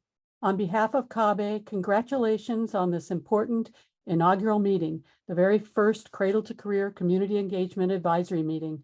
It was touching and inspiring to hear you all take your oaths. CABE is a nonprofit organization incorporated in 1976 to promote bilingual education in the wake of the Chacon-Moscone Bilingual Bicultural Education Act. Today, approximately 20% of our K-12 students are currently identified as English learners. When you add in the 270,000 students who have a language other than English at home and arrived at a California school with proficiency in English too, along with 963,000 who entered school as English learners and have been reclassified as fluent English proficient, that's 40% of our students who are multilingual and would benefit by maintaining and developing their home languages. That percentage is even higher when we look at pre-K students who are bringing multilingual assets and precious family funds of knowledge to their school experience. Since Prop 58 was approved by over 70% of voters in 2016, California is now beginning a new era of inclusion, respect, and equity for all children in terms of their home languages. More and more, we are officially supporting multilingualism. More and more students will graduate with one or more state seals of biliteracy. CABE looks forward to supporting and benefiting from the important work you will do in providing a landmark data system to inform and transform our educational systems. Thank you. Thank you so much. And I'm not seeing any other requests for public comment, so I think we're good to move forward with our agenda. If you missed the public comment period, as I mentioned, and it's on the slide as well, you can also submit written public comment via email. So next up, we have a team building opportunity for our board members. It doesn't require much. You don't have to get out of your seats. It's nothing like that. We have a few questions that we'd like to hear your thoughts on. So feel free to answer all 3 questions. Feel free to pick your favorite question, or something jumps out at you that's not even covered on this slide. Feel free to share that as well. So I'll just read the questions and then we'll get into it. So the first one is, what is your or your organization's top priority for the C2C data system? What concerns should we be aware of? And what opportunities should we be thinking about? So we'd love to hear your thoughts on any of these questions, or if there's something else that's not covered in these bullet points, but you feel would add value, please share it. We can take volunteers to start, and then if not, then I might pick on some folks and start volunteering people. So if you'd like to volunteer to take the first shot at answering one of the questions, we'd love to hear from you.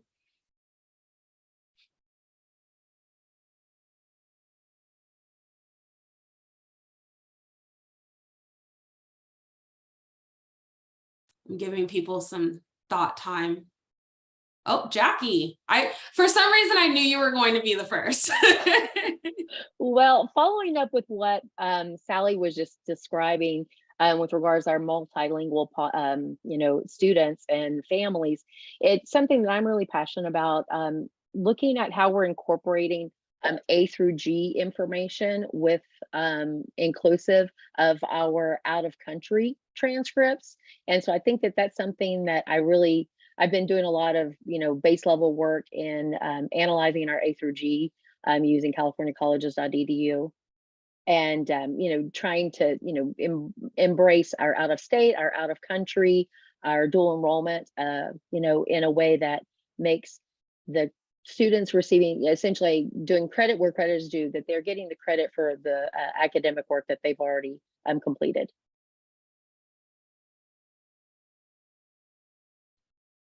Thank you, Jackie. Would any other board members like to share their thoughts?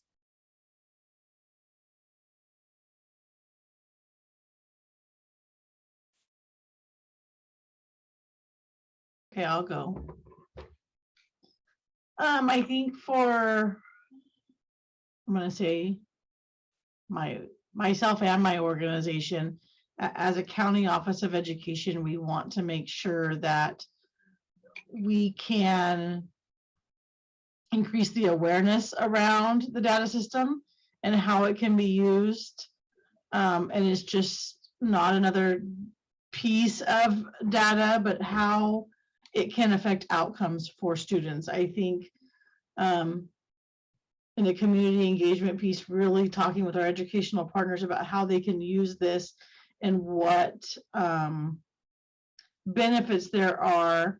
And for us, top priority or concern for me is how do we link our educational data with the labor market data to really look at that employment pipeline and where do we have equity gaps that need to be filled, because we don't currently have anything other than anecdotal or district level collected data that really shows where kids are at when they finish high school or post-secondary into workforce. It's like they drop out, not drop out, but drop off of a data point, and where can we follow a kid all the way through, or adult all the way through, from education into the labor market.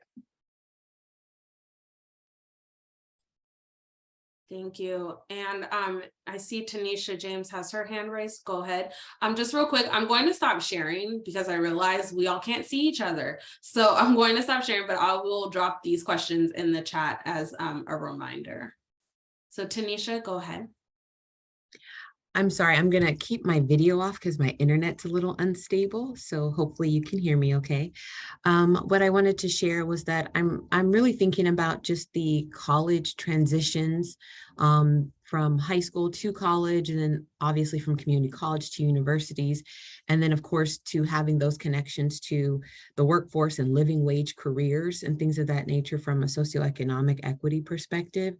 But I'm also thinking about how we've placed this great emphasis on direct transitions from high schools to four-year universities, but the majority of our students are actually going through community colleges. And so strengthening the pipelines to community colleges as through points to the four-year university as well as to careers is something I'm really passionate about, because it's the way our actual system of higher education is structured. More than 50% of our students go through community colleges. So if we have not made those critical connections for students and make community college as a real throughput to our transfer universities and to careers, then we're neglecting workforce areas, we're neglecting CTE areas, we're neglecting our opportunities to really pinpoint where our students are moving through in the system. And so I just really want to be an advocate for that. The systems right now that are currently in place are very broken for community college transitions, and they're often very neglected.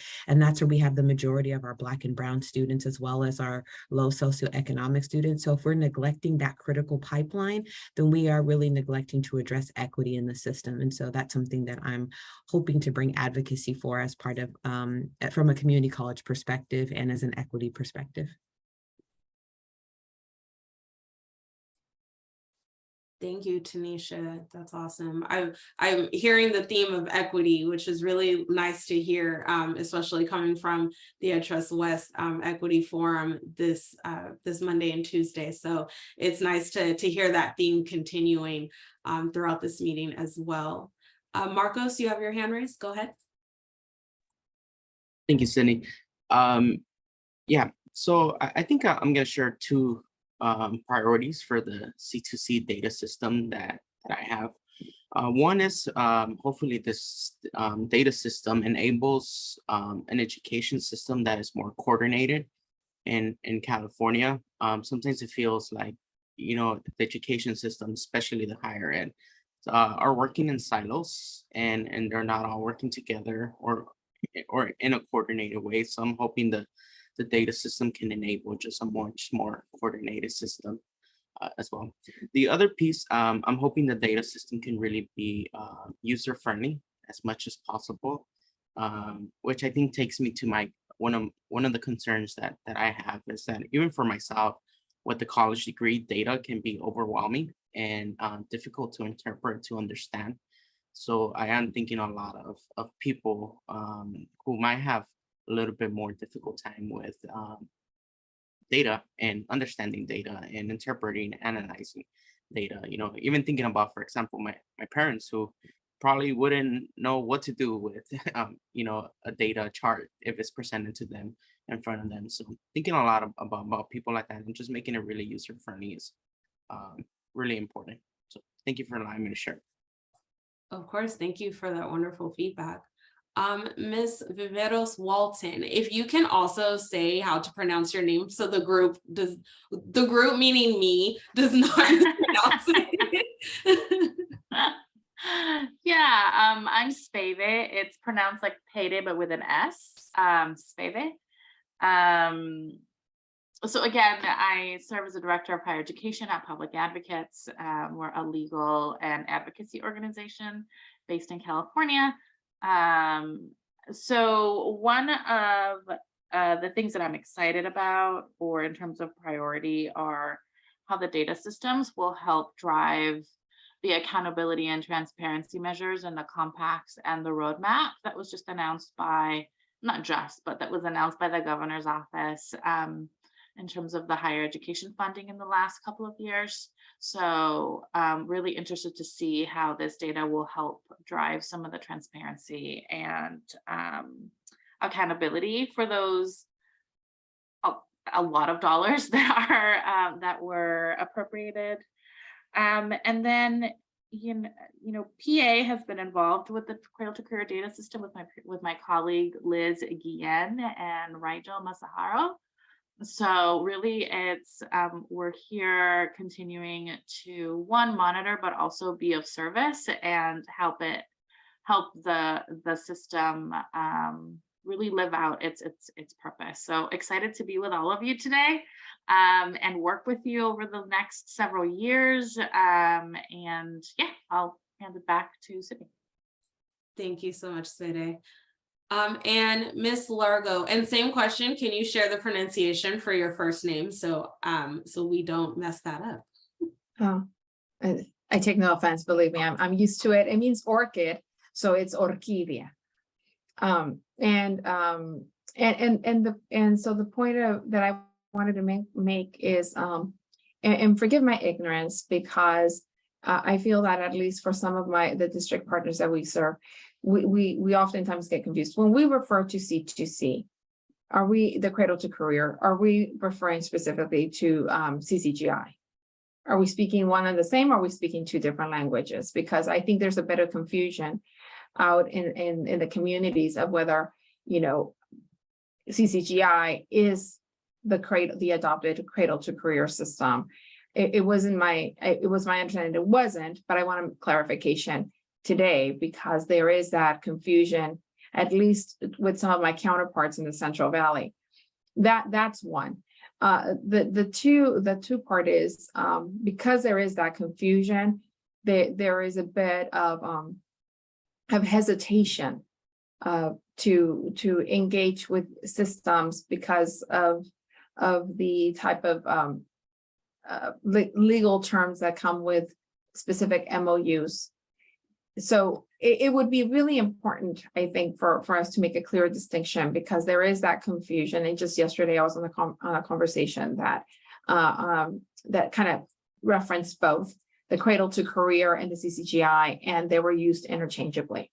And so if they're not the one and the same, then I think that we need to make that clear to the public and to our K-12 partners, so that they clearly understand the distinction and the intricacies of both, and how both offer unique benefits and how they are different. Thank you for sharing that. I'm happy to speak to that real quick. So just to clarify, think of Cradle-to-Career as being the umbrella term for this initiative overall. And there are two things within it.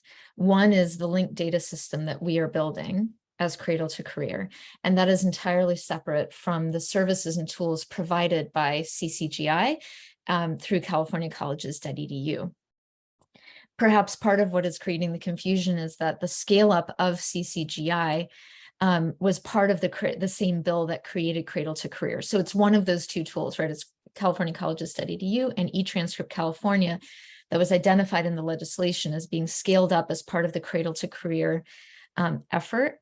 But it's incredibly helpful that you flagged this, because one of the things that Shannon is going to be leading in the coming weeks is thinking carefully about how we talk about our work, literally our name, the projects within. So the fact that there's confusion, it's very helpful that you raised that, and perhaps we can come back to you with some different options of what if we labeled, like, are the terms analytical tools and operational tools that were used during the planning process intuitive and useful? Is there a different term that we could use to make it clear that here's the linked data set we're building, and here are the practical tools like the ones by CCGI, and we can get some input from you on how we can have clearer messaging so there isn't confusion on that. And if I may, just to close off, I think part of the confusion is that with the release of the K-16 regional grants and the requirement of district partners to engage or be part of CCGI, partners are seeing as, well, this is a forced requirement for us to engage with the Cradle-to-Career, right? And it's not the same thing. And so yesterday I didn't want to make the clarification because I'm not an expert in this. That's precisely why I'm on this board, because I want to become that expert and be able to clarify for the Central Valley what the distinction is between one and the other. But I think that release of these very competitive grants is what's prompting our partners to question, well, are we partnering with the Cradle-to-Career? Are we partnering with CCGI? And there is hesitation, definitely hesitation on the CCGI, which might relieve in some of those anxieties if we clarify that they're not one and the same. Thank you. Thank you for that. And we can take that feedback to our colleagues who are running the K-16 collaboratives. So thank you for that. Okay, next up, Sarah. I see your hand raised. Yeah. All right, thank you. I want to co-sign on what Marco shared earlier about data being a priority, being the user-friendly experience, and data being really accessible to students and families, and these tools that you all have referenced. It is a priority for us at Go and just our families generally to be able to access this, the information and the tools that you all are working on. And I think I want to speak to an opportunity. I've had a chance to attend a couple of the community conversations that you all have put on. And so shout out to your team, because I have found them to be really, really informative. And I think that there is a great opportunity to expand those to local families so that they can come along the journey with us and learn with us as things are being developed. And so with that, I think I also just want to make a plug, and I don't know if this is something you all are already thinking about, but having materials translated in languages other than English, I think is going to be something that would be really helpful to communities we work with. Thank you. And thank you so much for the feedback on the community conversations events. I know that means a lot to us. And yes, we're definitely open to any topic ideas that you all have or that your stakeholders have. So please reach out to me if you have any suggestions for things that we should cover, especially getting in contact with students and families in your communities. Love to be able to connect with them to do a potential event. So thank you for that. Paige, I see your hand up. Helps to unmute. Okay, piggyback on, is Arcadia, is that correct? Okay, on her idea about californiacolleges.edu, is the state going to be requiring as part of the Cradle-to-Career that all districts are partnered with California colleges? And also on the eTranscript California, what are we looking at in terms of rollout dates, and what is that going to encompass?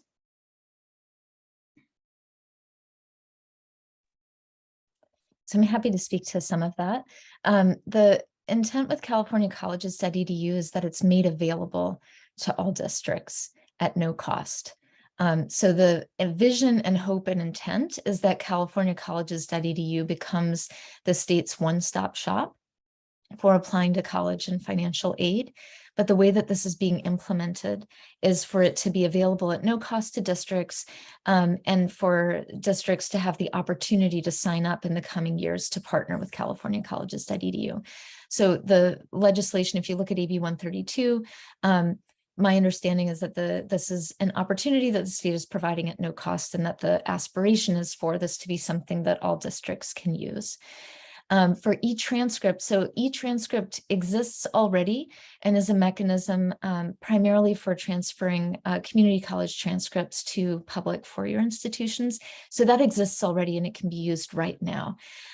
If you look at our 5-year plan, that's linked to you from our homepage, just looking at it right now. We have plans in the next fiscal year. So in the current fiscal year, as I mentioned, we're going to go through a structured process to kind of assess what the possibilities are for e-transcript beyond its current use. And then next year, we'll also assess possibilities for integrating those competency-based education elements like certificates and credentials and things like that. So the plan for e-transcript is to assess it already exists today. It can be used in its current functionality today. And then we will assess what more could be done with transcripts, both this fiscal year and next fiscal year. So that's not something that the K-12 would necessarily use. As it exists right now, it is intended for community college to four-year transfers. There's a whole separate conversation around dual enrollment and coursework for that there may be some interesting connection points with K-12, but right now that's the functionality for e-transcript. Thank you.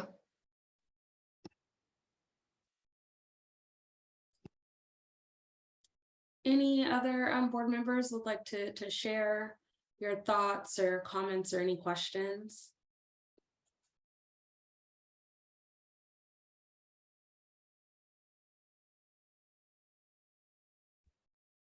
I wanted to just piggyback a little bit on what Tanisha was talking about the importance of community colleges.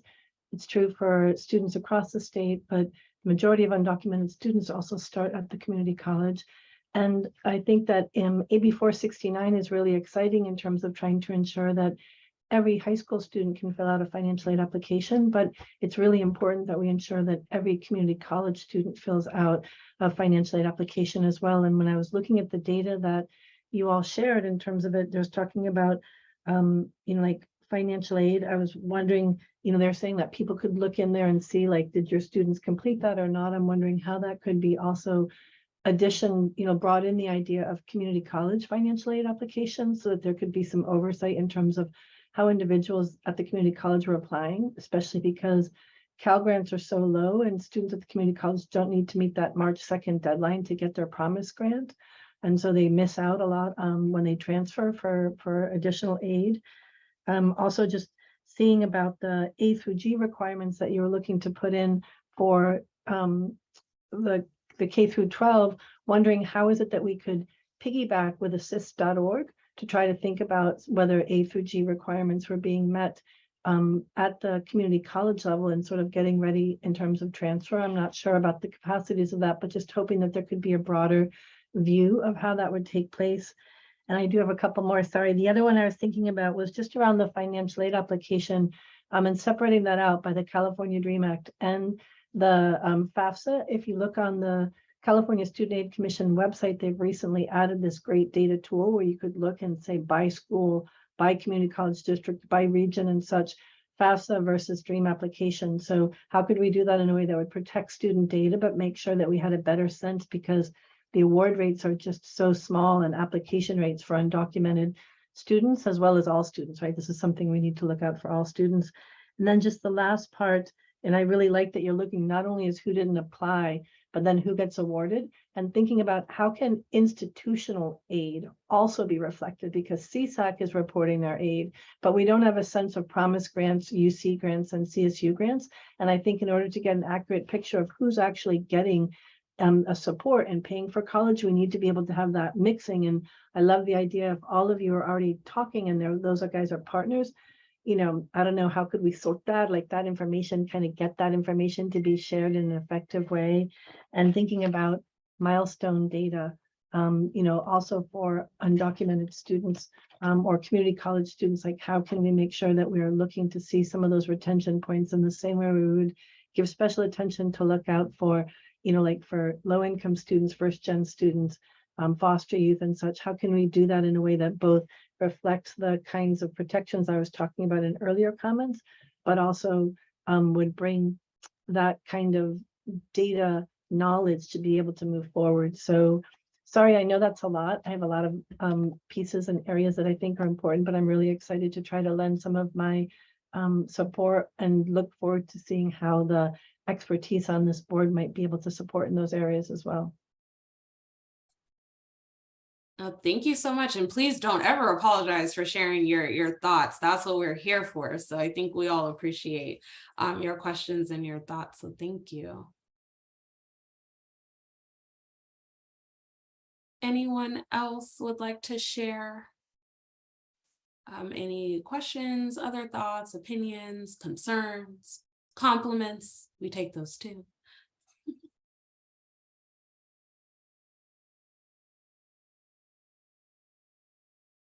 Okay, well, hearing none, I think. Compliments, of course, of course, of course. Thank you, thank you, thank you. I always love a good compliment. No, no, thank you. Okay, so let me go back to sharing my screen. Give me 2 seconds. Okay, so wrapping up, here's just here are a couple of resources for you all. Of course, our general website, c2c.ca.gov. And then also the planning process website that is hosted by West Ed. That has a lot of good background information. If you were, not a part of the planning process or you're new to this work, please check out this planning website. It gives a lot of the meeting minutes about the from all the work group meetings. It talks about the legislation. It talks about how we ended up here today. So please take a look at that website as well. And then, of course, if you have any questions, concerns, if you need anything, please feel free to reach out to me. This is my email address. If you can't remember how to spell my last name, you can also reach out at info@c2c.ca.gov as well. I do check that inbox too. So with that being said, I will turn it back to Marianne if you have any closing thoughts, but would just like to thank all of you for your future time and effort and all of the time that you spent so far in applying to the advisory boards, dealing with my multiple emails to fill out the forms. Welcome to the state. We love our forms. So just thank you so much for all of your efforts and for your continued investment in this work as well. I'm definitely excited to be partnering with all of you. So Marianne, did you have any other comments or thoughts to close us out today? Thank you, Sydney, and many thanks to Sydney for hosting this event and for all of the work that she does in managing all 53 board members that we have across our governing board and both advisory board. It's truly a heroic effort and accomplishment that she pulls off. So many thanks to Sydney for that. So just to reinforce what Sydney said, please feel free to reach out to us, both you as advisory board members and members of the public. We attempted to get through the Q&A. I just dropped in a few answers just now. If we misunderstood your question or didn't get to it, Sydney's email is here. We actually do check that info@c2c.ca.gov address. Sydney and other colleagues on our team go through those. So if you ever, as a member of the public have a question or a follow-up, you can always reach out to us that way. And I'll just conclude by thanking you again for dedicating your time to this. You can expect that between now and our October meeting, we'll send you more information so that you can prepare for that. And just really appreciated hearing all of your perspectives and really the wealth and depth of experiences and perspectives you're bringing to this work. We're just super grateful to be able to tap your expertise as we do this shared work together. So thank you so much. And back to Sydney. Yes, thank you. I was going to just plug in one last thing. I'm getting a few comment or questions from board members. So our next board meeting, I believe, is October 26th. Before I say that, let me pull up my calendar. Hold on one second. And I know, yes, it's October 26th. I know the hold is for the entire day.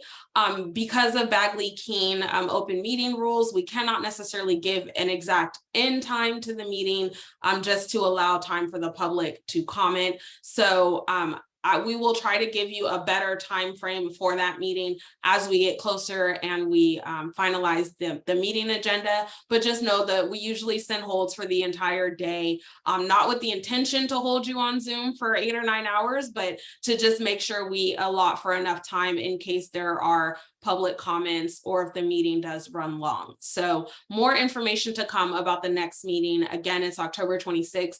It is virtual. Please don't book flights to Sacramento because you will be stuck at the airport and we do not want that. So it will be virtual. And I will share more information about that schedule later on in a few weeks. So with that being said, I swear we're done. We're okay. Like, we're good. There's nothing else. So enjoy the rest of your day and take care. And if you need anything, feel free to reach out to me. So thank you, everyone. Thank you.